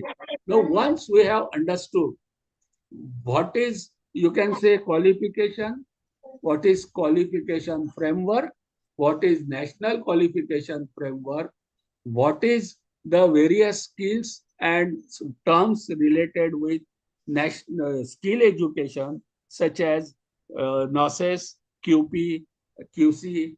Now, let us understand the level. So NSQF framework is again level based. Whole education will be level based. So level will be 1 to 10, and it will be the according to the qualification, according to the series of levels of knowledge, skills, attitude, ethics, moral. So domains will remain same. Each level will have descriptor, some statement in the form of learning outcome. So everything will be based on learning outcome. This framework will represent increasing level of complexity in terms of knowledge, competency, and autonomy that must be demonstrated by the learner. And these layers are defined by descriptor in the form of outcome, and each level will be defined by 5 parameters. Now, this is from Dublin. Dublin also has got 5 descriptors. Indian NSQF also, they have accepted 5 parameters, slightly similar, but small difference. But those elements of Dublin are converted into our 5 parameters of NSQF. So this NSQF framework will be composed of 10 levels. Each level will change depending upon the complexity. Domain will remain same. Level 1 means lowest complexity, and level 10 represent highest. So our framework is from level 1 to 10, and each level will be defined by learning outcome, volume of learning, that is the time taken to acquire the qualification, and NSQF levels are not directly related to year of study.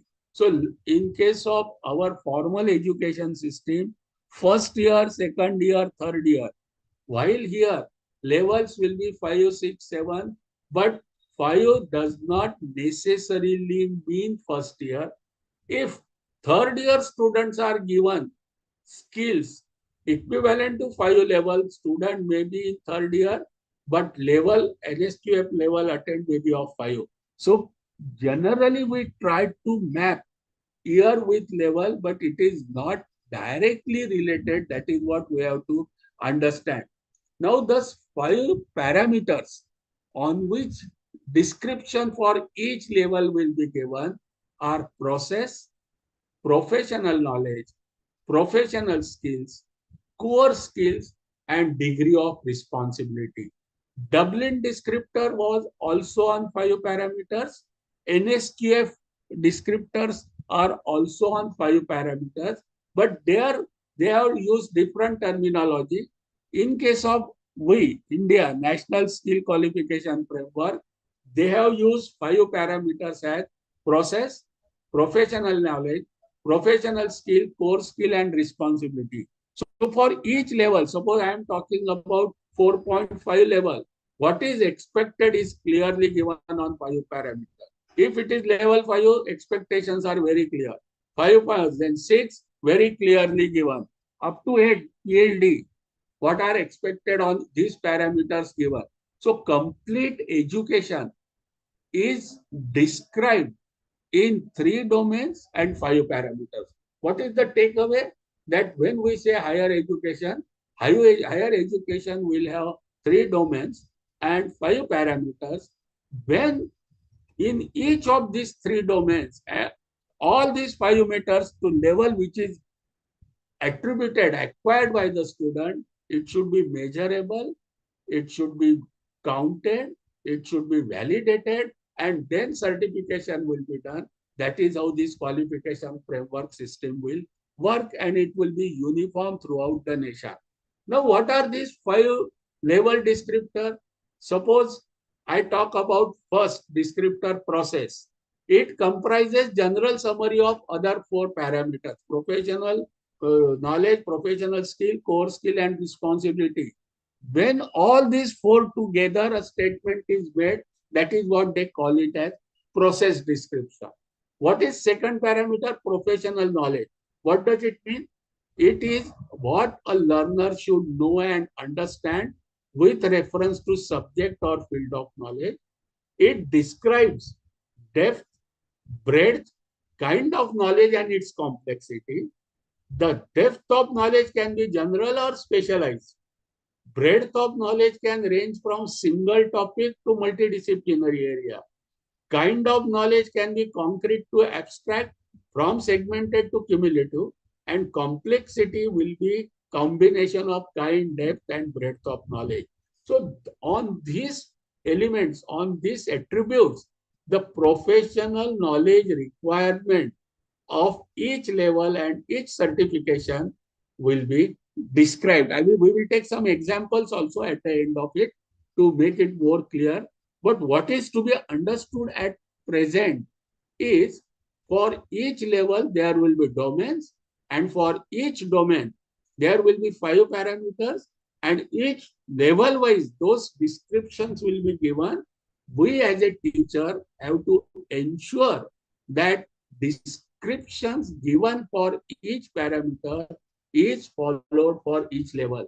For example, when I set the syllabus for year 1, suppose first year, and we map it with level 4.5. So my syllabus should ensure of first year that this 5 elements description is reflected in my syllabus. It is reflected my assessment and evaluation and examination. When I map the attainment of described thing for that first year level, then I will say that student has attained level 4.5 and I can issue the certificate. If student is of second year, I will say that, okay, it's level 5. I will say that, okay, for level 5, this is the description of these 5 parameters in all 3 domains of knowledge, skills, and attitude. I will design my syllabus so that whatever is described for second year or level 5 is mentioned in my syllabus. I evaluate, examine, I confirm attainment, and then they say that, okay, the student has attained level 5 and I can issue diploma for that student. This is how our working will be there in this framework for all higher education institutions of the country. That is why portability of credit from one institute to other institute will be followed. In case of professional skills, what this descriptor says, what a learner should be able to do. Cognitive creative skills intuitive, logical, critical, that should be reflected. Communication skills, written, oral, literacy, numeracy, interpersonal skills and generic skills. So we have to well define those skills for each level, and we have to ensure its authenticity. Core skills, say for example, use of method, material, tool, instrument for performing that job, information technology skill needed for a given level of study and work. Study and work. So this is how core skills will be defined. So we will clearly write in first year, suppose he is a student from chemistry, the student will be able to use, practice acids, alkalis, neutral material. They can use laboratory instrument. They can use measuring instrument. This is how they will know computer, basic computer skills. We have to very clearly mention what is the outcome, what is the description, and according to that our syllabus will be designed, and according to that examinations will take place, and we will ensure that core skills are obtained. Last, fifth, but important one, we have to even describe the level of responsibility that student will be entrusted with. On its own, the student, when he goes into job role, as an individual, to what level of responsibility he will be able to handle, what is the degree of supervision person will need. Suppose he is of first year or 4.5, supervision will be required. But if the student is of third year or level 6, we will say that no, minimum supervision is required. In fact, he will supervise others. The student will not require any supervision. Degree of supervision of a person is capable of exercising over others. That is what we have to mention. What does it determine? It determines the nature of working relationship. It determines the level of responsibility for self and others. It determines how a candidate will manage the change and accountability of for action. The candidate at lower level can probably say मैंने मेरा काम किया उसका मुझे पता नहीं, but at supervisor level he cannot say I am not responsible for the labor working under me, and at managerial level he cannot say that I am not responsible for actions of complete team which is under me as a manager, and managing director cannot go away of accountability of responsibility of running the organization. So depending upon the level for which we are preparing our student, we have to ensure that these attributes are also imbibed in the student. They are measurable. They are, you can say, attainment of those attributes are measured, and only after validation we are giving the qualification. This is what is expected in qualification. According to that, skill-based courses have got multiple entry, multiple exit given by National Skill Qualification Framework. For higher education, the levels are from level 4 to 10. Level 4 correspond to a certificate level of 30 credits. Level 5 is of diploma level of 60 credits. Level 6 is of advanced diploma level of 120. Now this is NSQF. NHEQF has slightly modified. They have called 4.5 to 8, level 4 to 8.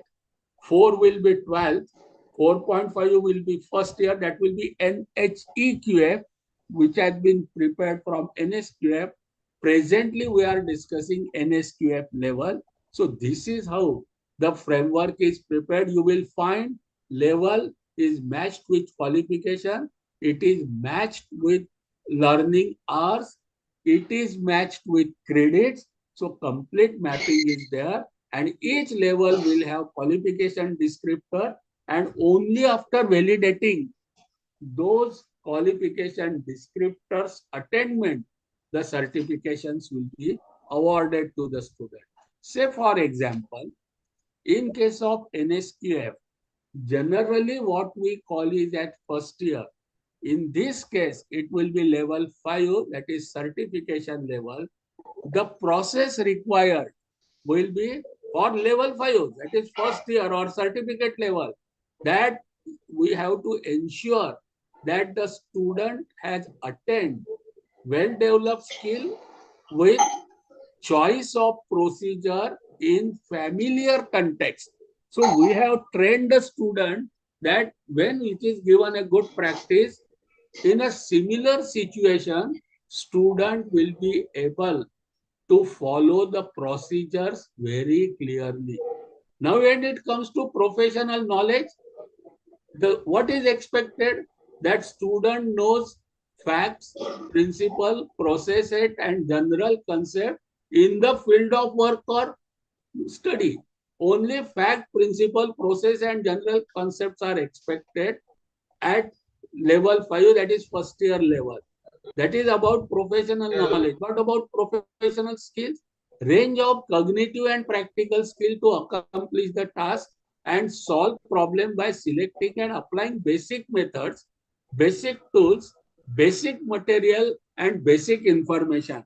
So on that basis, a student is trained, and in a familiar context, the student is able to do or what is expected or practical skill he should be able to demonstrate. When it comes to core skills, small level of mathematical skills, some understanding of social, political, and some skill of collecting, organizing information, and basic communication. This is what is expected at first year or certificate level. And last but important, what level of responsibility is expected? Responsibility for overall work of learning for his own and to some extent for others in which team he is working. So this is expected for level 5, that is certificate, or what we call it as first year of NSQF. What does it mean? When we will design a syllabus for level 5, we have to ensure that these are the learning outcomes in 5 parameters. When we will evaluate or examine the candidate, our examination should ensure that all these 5 parameters are tested, evaluated, and to this expected learning outcome.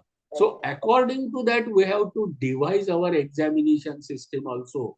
When these are mapped, documentary, we show what are our learning outcomes of first year, what is syllabus which will relate with our learning outcome. Each line of syllabus we should be able to tell it will map with this learning outcome, and each of our evaluation system, maybe class test, maybe practical test, maybe university level examination, we have to ensure that each of our evaluation tool is measuring something from these 5 parameters. And when we ensure that these 5 parameters are attained, then we will say that, okay, student has earned so many credits, and if he lose, certificate can be issued. This is how the complete system will be reframed. Now, if I come to what we generally call as second year, in NSQF, it is called as level 6, or if the student exit after this, diploma will be awarded. You will find the requirement on all 5 parameters will be higher than what was there at level 5. So here, more breadth, more depth of knowledge, more professional knowledge, more professional skills, more core skill, and more level of responsibility is expected. The statements are very clear. On these basis, we have to first write what is the course learning outcome when we design any course for second year. I am talking about skill courses presently. And according to that, our evaluation will happen. When we go to level 7, same thing. It will be now degree level, third year, what we call it as. Now here, the process required, you will find the term command. Now, when we are awarding degree, the student has to demonstrate the command. That is the process required. Now the student will have to have broad knowledge in broad context, not only with only one subject which he is taking. When it comes to professional skill, wide range of cognitive and practical skill required to generate solutions in the specific problem. When it comes to core skill, social, political, environmental, good in collecting and organizing information, communication, presentation. So these are the core skills requirement for final year or 3 years degree program student. And level of responsibility, the student should be able to demonstrate that he is capable of taking full responsibility for output of group as well as for development also. So these attributes are expected when the student comes to the level 7 or degree level. So here you will find the attributes that talk about advance, they talk about digital competency, they talk about lifelong learning, they talk about outlet engagement.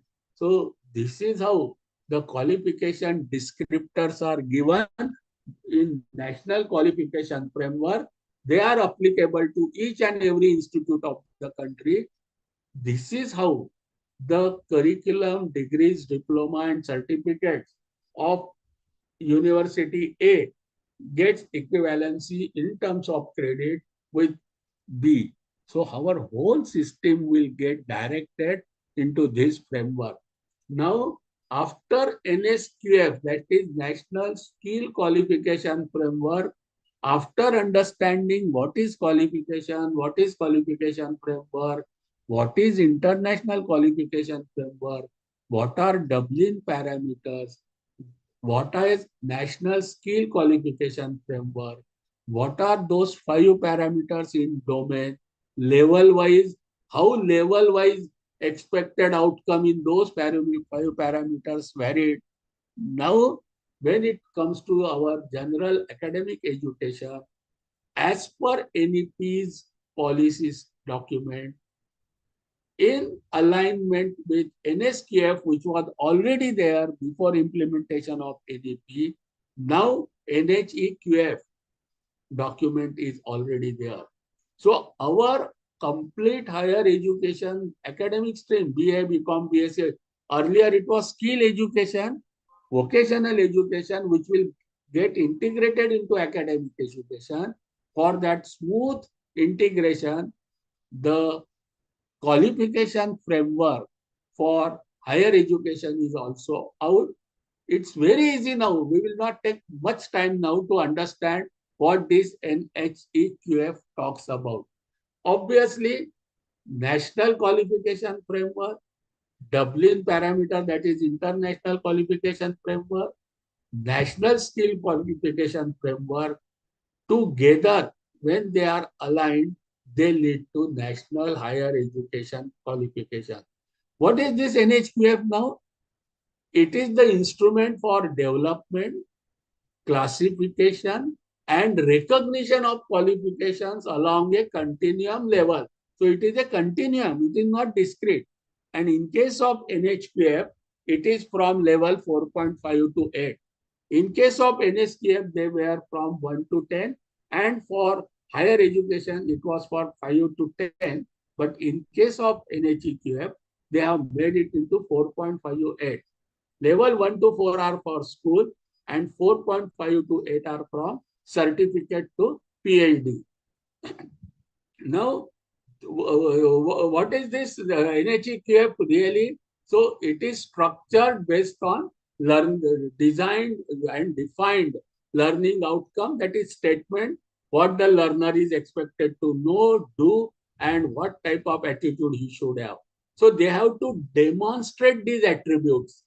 This is what is important. So every student, before getting any qualification, any certification, maybe degree, diploma, postgraduate or PhD, we have to ensure that the candidate has demonstrated these attributes.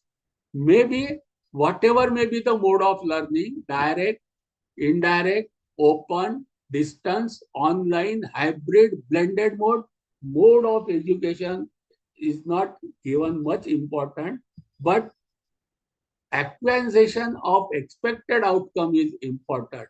So depending upon the level and the parameters defined in that qualification, described in that level, certificate, diploma or degree will be awarded after ensuring the attainment of this learning qualification. So these NHEQF characteristics are similar to what we have seen in NSQF or in Dublin parameter. Purpose is also very clear.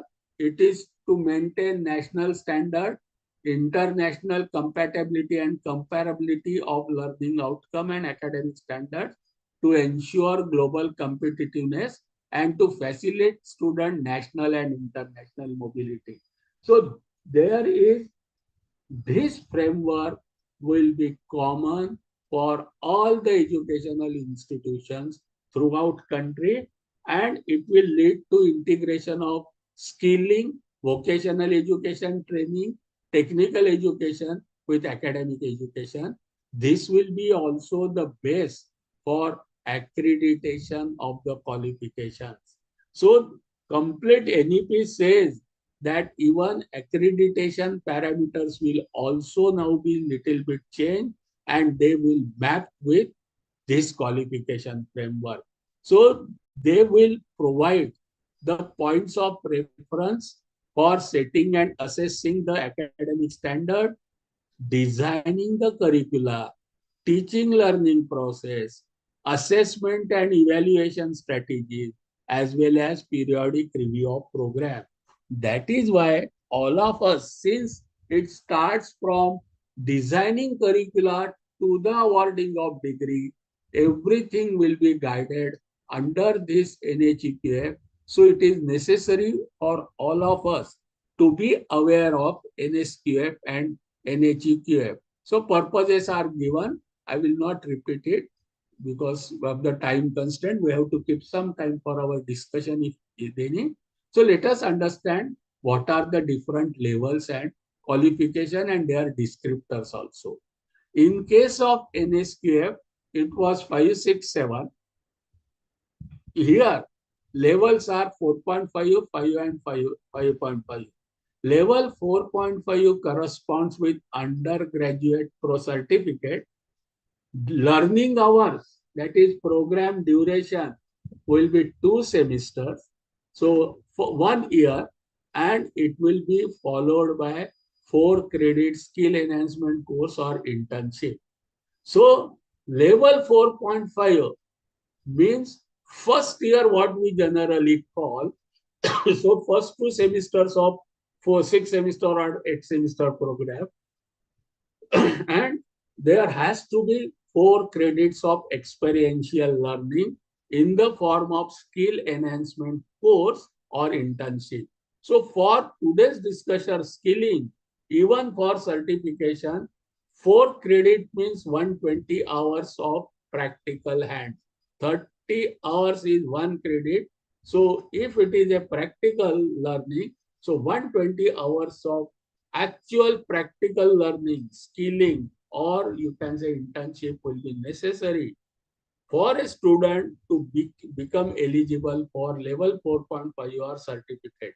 Similarly, for diploma will be first 2 years, that is 4 semesters, again followed by 4 credit skill course. If it is 3 years degree program, so 6 semesters, and according to that again 4 credit course will be mandatory. Level 6 means 4 years degree program, honors or honors with research, or postgraduate first year 1 year of postgraduate program. 6.5 is master's program. 6.5 is master's program after 4 years of honors. Level 7 means master ME MTech like program, that is 4 years degree program like BA BTech, and level 8 means doctoral program. So levels, certification, duration, this is given in this framework, and for each level qualification descriptors are also given. So we must be aware for these descriptors. Obviously, these descriptors will be for all three domains, as we are saying right from the beginning. Education means overall 360-degree personality of a student in three wings. Cognitive wing, that is knowledge wing. Psychomotor means doing skilling wing. And affective means behavior, value system, ethical system. So education means three wings, that is sure. And for each of these wings, descriptors is there for each of the level. Say for example, if I take cognitive domain, you will find that level 4.5 is certificate level, level 5 is undergraduate diploma level, 5.5 is degree level, and domain is knowledge understanding, that is cognitive domain. So what is expected to be demonstrated by the student? See, every word is important because some validation has to be there that student has acquired these attributes. If it is certificate at level, you will find it is a basic on cognitive level. If it is diploma, breadth and depth, you will find will increase deeper knowledge. And if it is degree, it becomes comprehensive, current as well as emerging areas. So lifelong learning also. So this is how the clear statements are given in NHEQF, which is applicable to each and every institute in the country, that when we design syllabus for first year, we have to ensure level 4.5 attributes are imbibed. When we design for second level, second year, what is called as level 5, we have to see what attributes are expected. When we design and impart education and evaluate and examine student, we have to ensure if it is third year student or bachelor's degree level or level 5.5 on cognitive domain, these are the expected learning outcomes nationwide accepted. So no college, no university in country can do anything else than this. This is a common framework for all institutions in the country. Now, when it comes to skilling, because we have to deal a bit more for our skilling domain, today our topic is skilling. So element of descriptor is application of knowledge and skills. So psychomotor domain, what is expected at first year level or undergraduate certificate level, 2 semesters of first year, or level 4.5 is the student should be able to demonstrate the acquisition to apply the operational, technical, and theoretical knowledge to select and use basic methods, basic tools, basic material, and basic information to generate solution to specific problem to chosen field of learning. Very limited, but the student should be able to demonstrate. So our first year syllabus, let it be of theory or practical subject, our learning outcome should be based on this, and content detailing of syllabus should map with this. Our evaluation examination should ensure that we are able to prove the attainment of these attributes from first year student. When the student enters into second year or level 5 or what is called as diploma level, if the student exits after second year, the expected, the qualification statement clearly mention what is expected at diploma level. When it comes to degree level, that is also very clearly given. You will find as the level goes up, complexity goes on increasing, and expected acquisition of attribute On the skills also, they also goes on increasing as we go from level to level 4.5 to 5 and 5 to 6. That is first year to second year and second year to third year. Now, skills required to perform and accomplish tasks. NHEQF also has very clearly defined on the second wing of skills, and that skill regarding to perform and accomplish, you will find that at certain, I will not read because everything is available. So at level 4.5, that is first year level, what is expected? It is sort of a practicing the pattern. This is what is expected. Cognitive skills to identify, analyze, and synthesize information from a range of sources, limited one. Similarly, selecting and using relevant method, tools, and material to assess the appropriateness of approaches in solving problems. This is what is to be, what is expected from first year or certificate level. When it comes to diploma or second year, it will be skill to act on information. First was to gather and put the information. At diploma level, student is expected to act on information.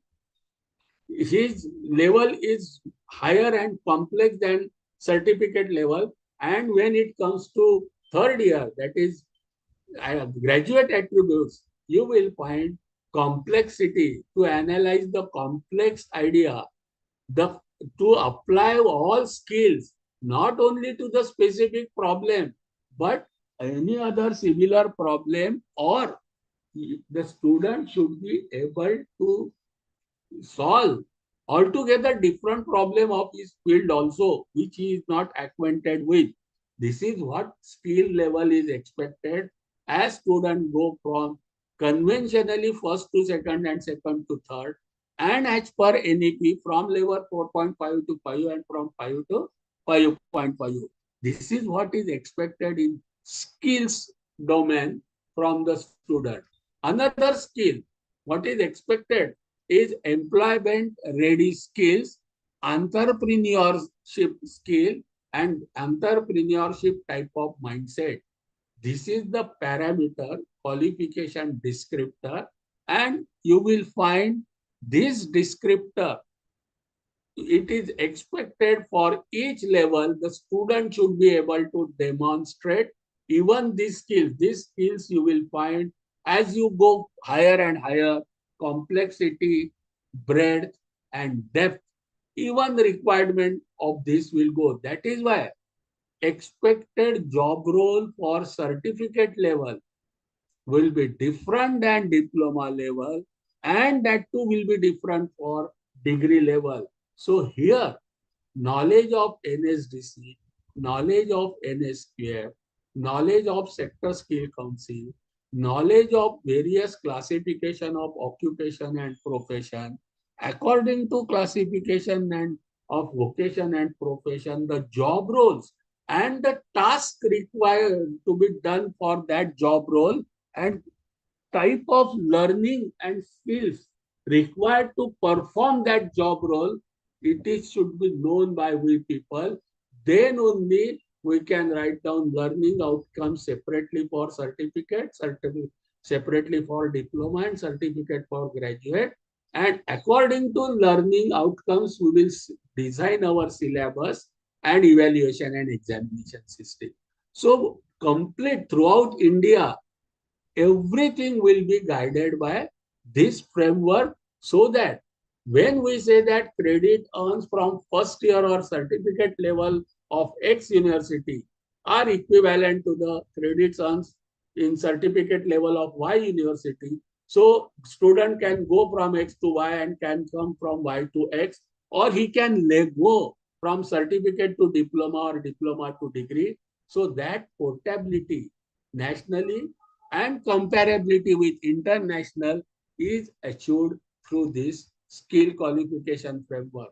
So similarly is for affective domain. I will not go in detail because our today's talk is for skilling, but I will mention the elements of this domain also. So this is the third wing, constitutional, humanistic, ethical, and moral values.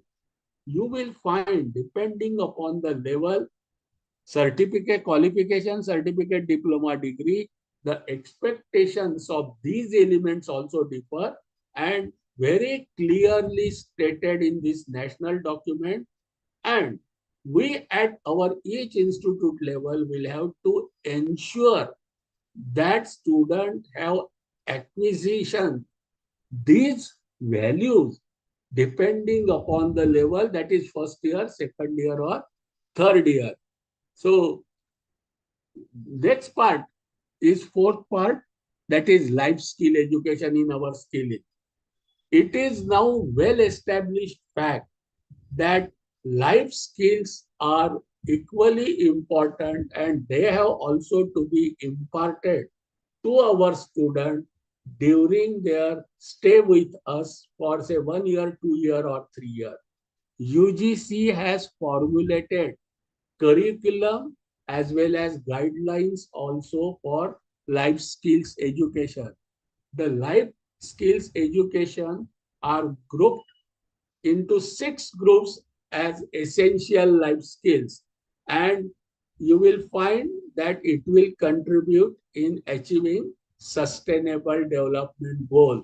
So in the beginning we have known that Washington Accord, globalization, Bonds Declaration, Johannesburg Declaration, that is Sustainable Development 17 goals. So all those have led into national education policy, and life skill education document clearly mentions that through this imparting these skills and imbibing these skills, the SDGs, Sustainable Development Goals, will be achieved. What are those 6 groups? First is thinking skill, self-awareness, critical thinking, creative thinking, decision making, and problem solving skill. UGC has given curriculum, syllabus, even hours and what is to be taught and learned by the student in each of these 6 groups. So you will find the syllabus available for thinking skill when we will introduce it for our college student, for our own student. Second is social skills, which covers empathy, communication skills, interpersonal relationship skills, and leadership skills. Third is emotional skills such as managing stress, managing emotion, livelihood skill, literary skill, vocational skill, financial skills, technological skill, domestic and parenting skills, safety skills, legal awareness skill, health awareness skill, self-defense, self-management, time management, resource management, work-life management. So these are the points under which syllabi of emotional skills development is also given, and it comes under life skills.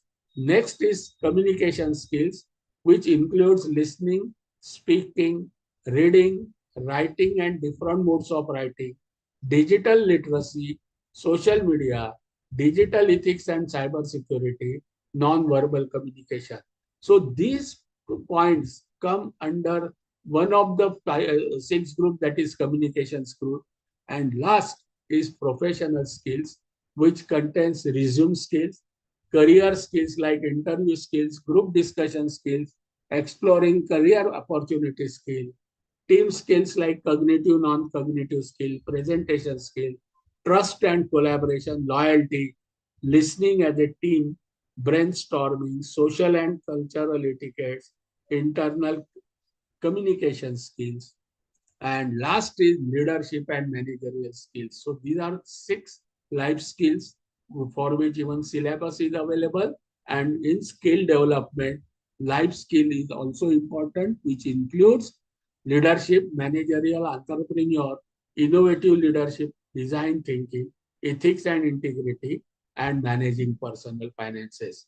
So all these 6 groups of life skills we are expected to impart depending upon the level. So level from 4 to 8, the life skills will have to be imbibed in our curriculum, and we have to ensure that students even are capable of facing challenges, disasters, ups and downs in life, and they are well gender sensitized and aware of cross cultural issues. This is the importance of life skills. Next net framework under which we will be operating is, we will go fast about this because 5 minutes are remaining, then we will go for interaction, is the National Credit Framework. So as I repeat, we will be operating under the pillars or boundaries of certain framework, and it is applicable to each and every higher education institution of the country. That is how benchmarking and standardization and comparability with international institutions is brought. First was qualification framework, national qualification framework, national skill qualification framework, national higher education qualification framework, under which we have seen skilling, we have seen vocational education, we have seen NSQF, we have seen life skills. Now next framework, for which even skilling will also focus, is the credit framework. Now, credit is something which a student have achieved desired learning outcome from program, course, training, which will be determined by successful assessment. So, credit requires assessment, evaluation, then only credit can be given.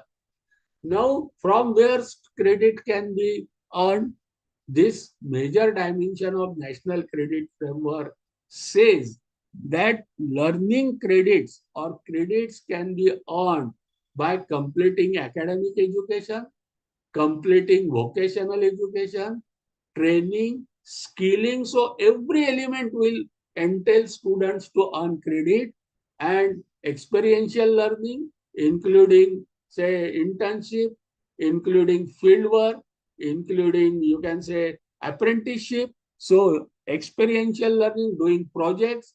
So whatever student does in the institution, everything is counted as learning. So sports, yes, credits can be given. Cultural program, yes, credit can be given. Social engagement, yes. Experiential learning, yes. So all these will enable students to earn credit. Now these credits are assigned with duration of learning. And as per international standard, National Credit Framework says for every 1200 hours of learning, student will earn 40 credits. This 1200 hours of learning means 1 year or 2 semesters.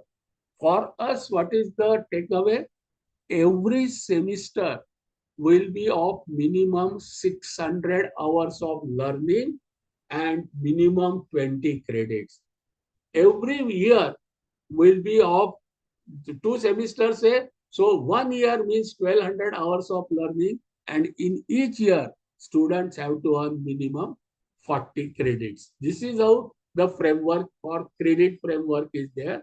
We will not go into detail because just whatever skill courses also we design, we have to design that 1 credit means 15 hours of learning of theory or tutorial and 30 hours of practicum or practicals or experiential. And the skill courses as per UGC should be minimum of 20 credits. So you can correlate with ours, or maximum 30 credits. And 1 year means 1200 hours of learning and 40 credits. And 1 semester means minimum 600 hours of learning and 20 credits. Now, last framework which we will be just touching is the LOCF, that is Learning Outcome Based Curriculum Framework. So this curriculum framework will be again level wise, and for each level it will be on 3 domains, and according to that the verticals of NEP will be either we can have monodisciplinic course, we can have multidisciplinary, or we can have interdisciplinary. Depending upon which pattern one institute or one university is following, the components or credits may change, but these verticals will be essential for every program of every higher education institution and university in the country. So choices of major, minor, core and elective will be there. Courses on Indian knowledge system, generic and subject specific, experiential learning, internship, field-based learning, community engagement, vocational and skill enhancement, ability enhancement courses, and there will be for every program the semester will be of 600, and the verticals will be, there will not be anything like extracurricular as per NEP. Everything will be curricular activity. Nothing will be termed as extracurricular, let it be sports or cultural. So under these verticals only, we have to design our curriculum, design our course syllabi, and evaluate the student depending upon the levels.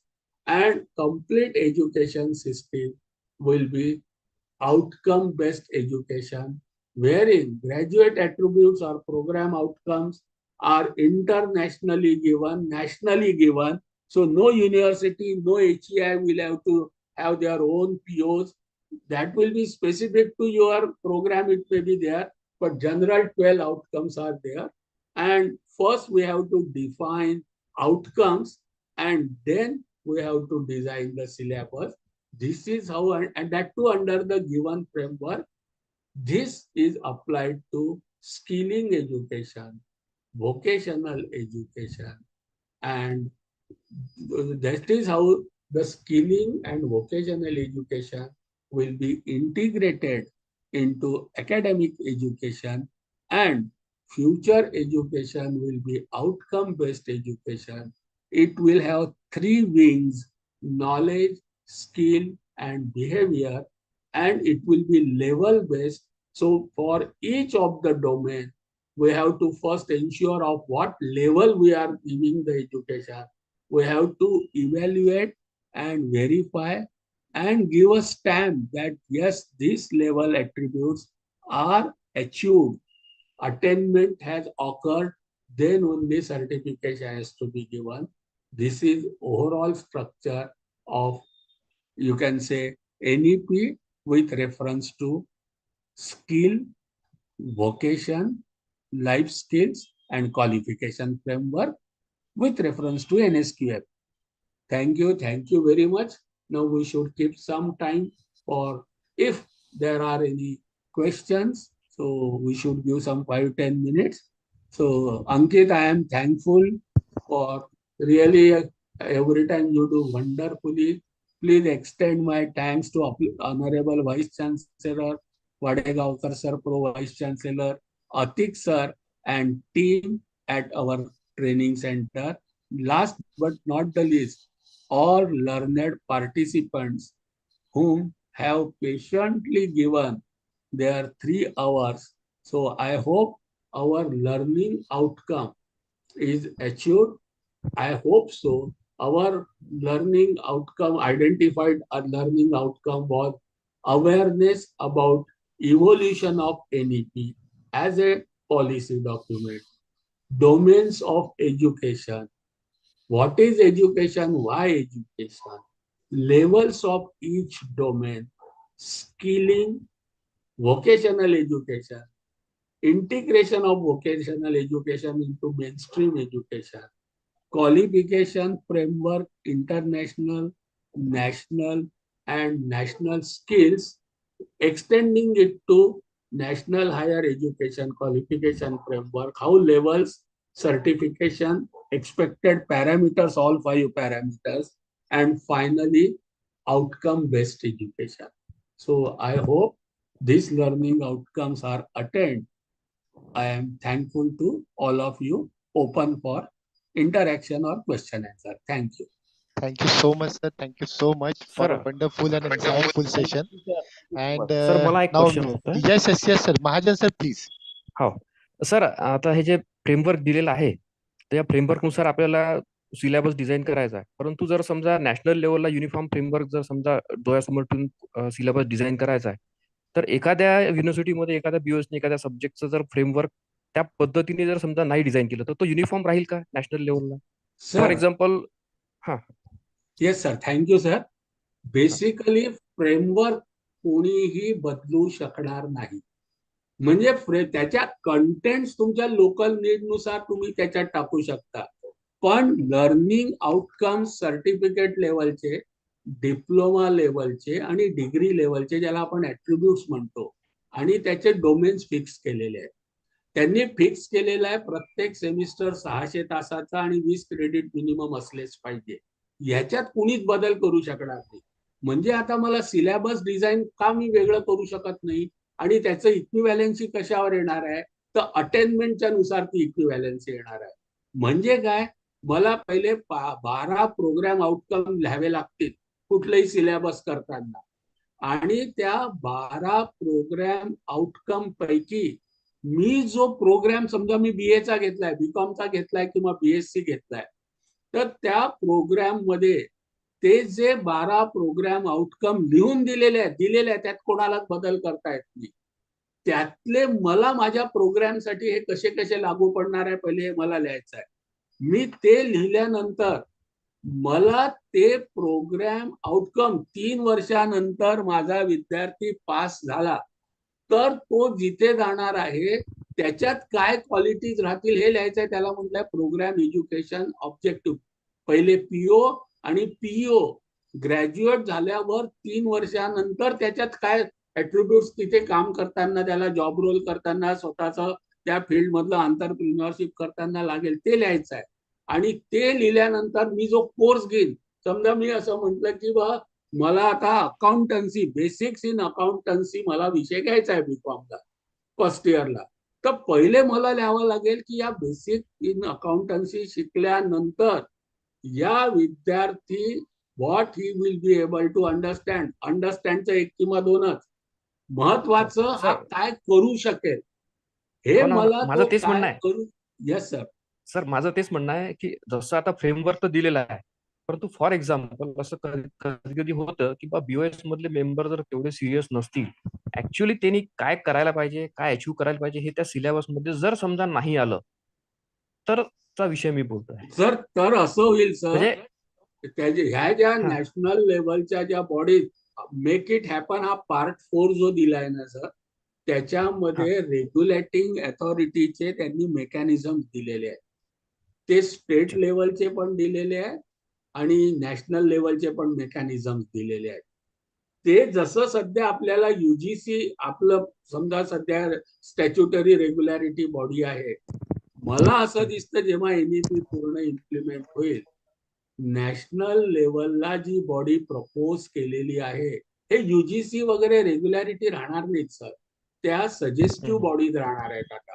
आणि तिथे national लेवलला एकच regularity body राहील, ती सगळ्या विद्यापीठांचं framework uniform आहे की नाही check करेल. जिथे नसेल त्यांना सांगेल हे तुमचं बरोबर नाही, you have to correct it. Yes. That mechanism will definitely come. आपण आज चर्चा का करत नाही sir, because this will happen at government and statutory level, ज्याच्यात तुम्ही मी काहीच करू शकत नाही.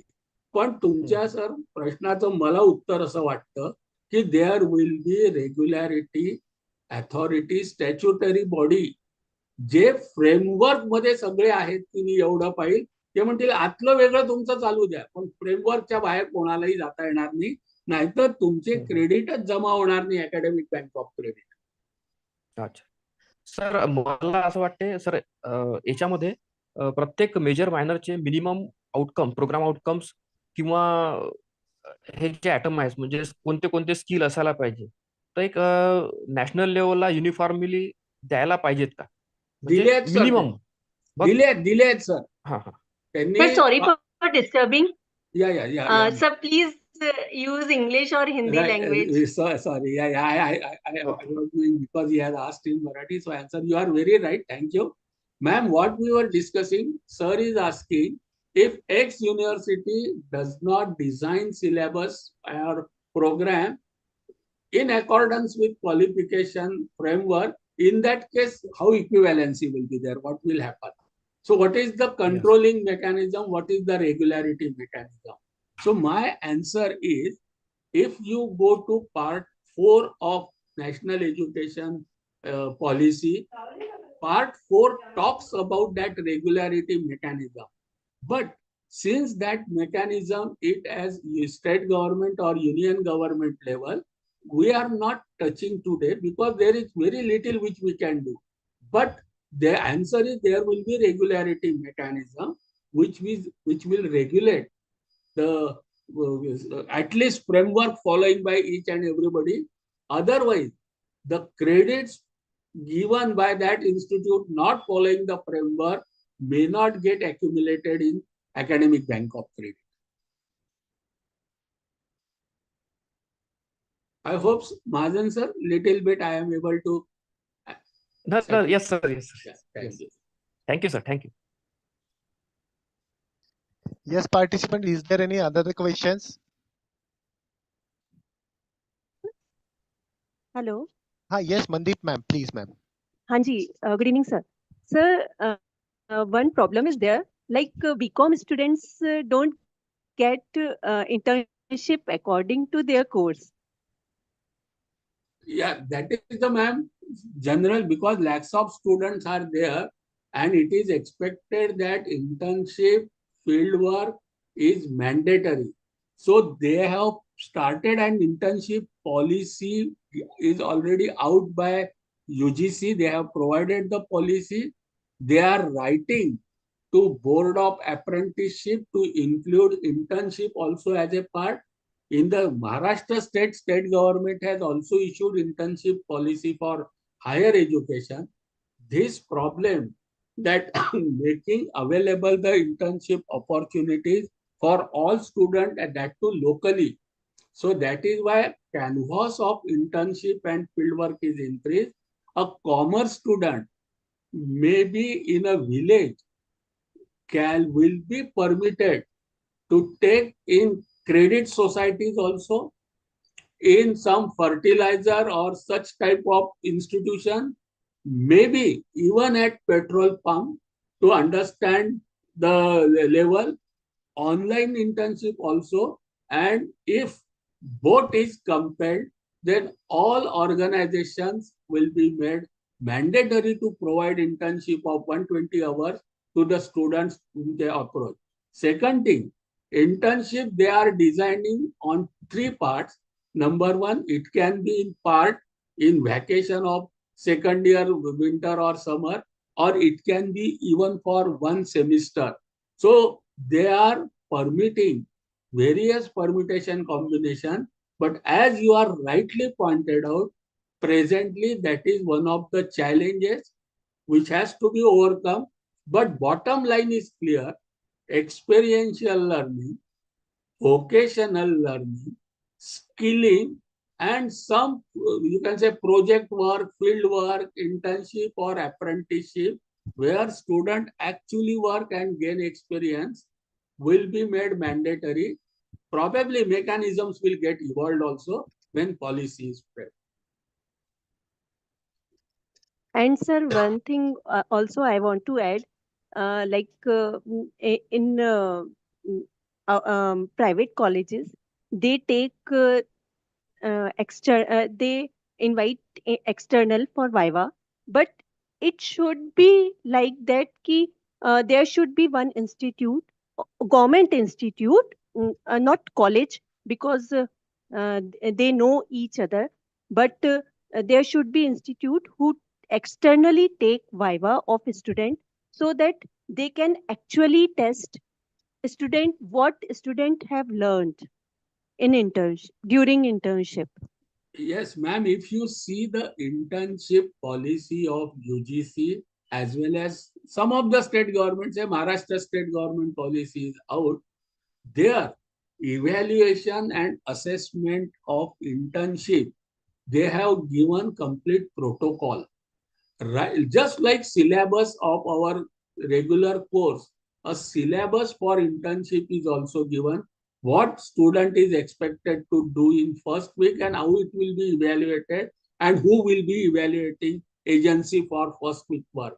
Like that, continuous, suppose 3 weeks internship is there, then method of evaluation is very clearly some of the parameters. Let me tell you from that policy. Number one, regularity, punctuality, loyalty of that student. That is one parameter. Second is the supervisor under whom the student will be working will give the ranking of student on various again parameters. How much student has learned after 1 week, second week or third week. That supervisor will get information from the person working with him or he will interview them.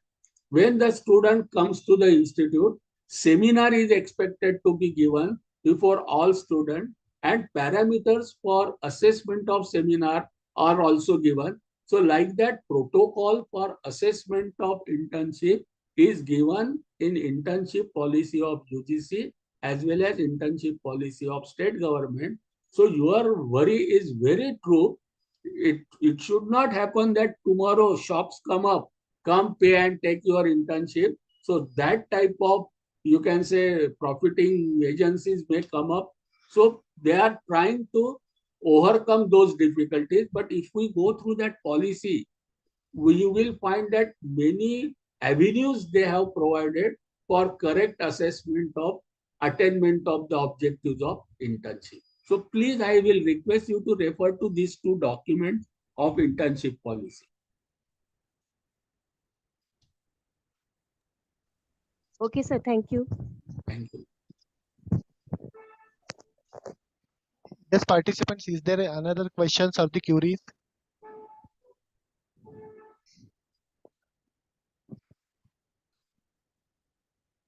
Sir, I think there is no questions or the queries from the participant side. So shall we conclude, sir? Yeah, If yeah. you could Thank you. permit. Thank you very much. So, thank you on behalf of the Malvi Mission Teacher Training Center and Galge Baba Amravati University. I here to extend my sincere gratitude to Professor Marathe sir for such a insightful, wonderful session on the skill development with the special reference to the NHEQF and NSQF. That is very crucial components. Sir, really, you have given the roadmap how to integrate the skill and how should the measure its outcome based education in our today's era. That is very essential, sir. As far as concerned with the curricula, definitely, sir, it is very essential to integrate the skill in our daily in our teaching learning process, as well as the evaluation of the skill is also very important aspect. So you have explained in your session it very minutely and the step by step how to execute the skills and how can we integrate in our curricula and how should our student will get the opportunities for the internship and apprenticeship. So on behalf of the Malvi Mission Teacher Training Centers and Galge Baba Amravati University, I again extend my sincere gratitude to Professor Marathe sir, and with the kind consent of Professor Marathe sir, I would like to declare that this session will be over here. Thank you so much, sir. Thank you so much, sir. Thank you, all of you. Namaskar. Thank you, sir, and we will stop now here. Yes, sir. Okay, so Thank you, sir.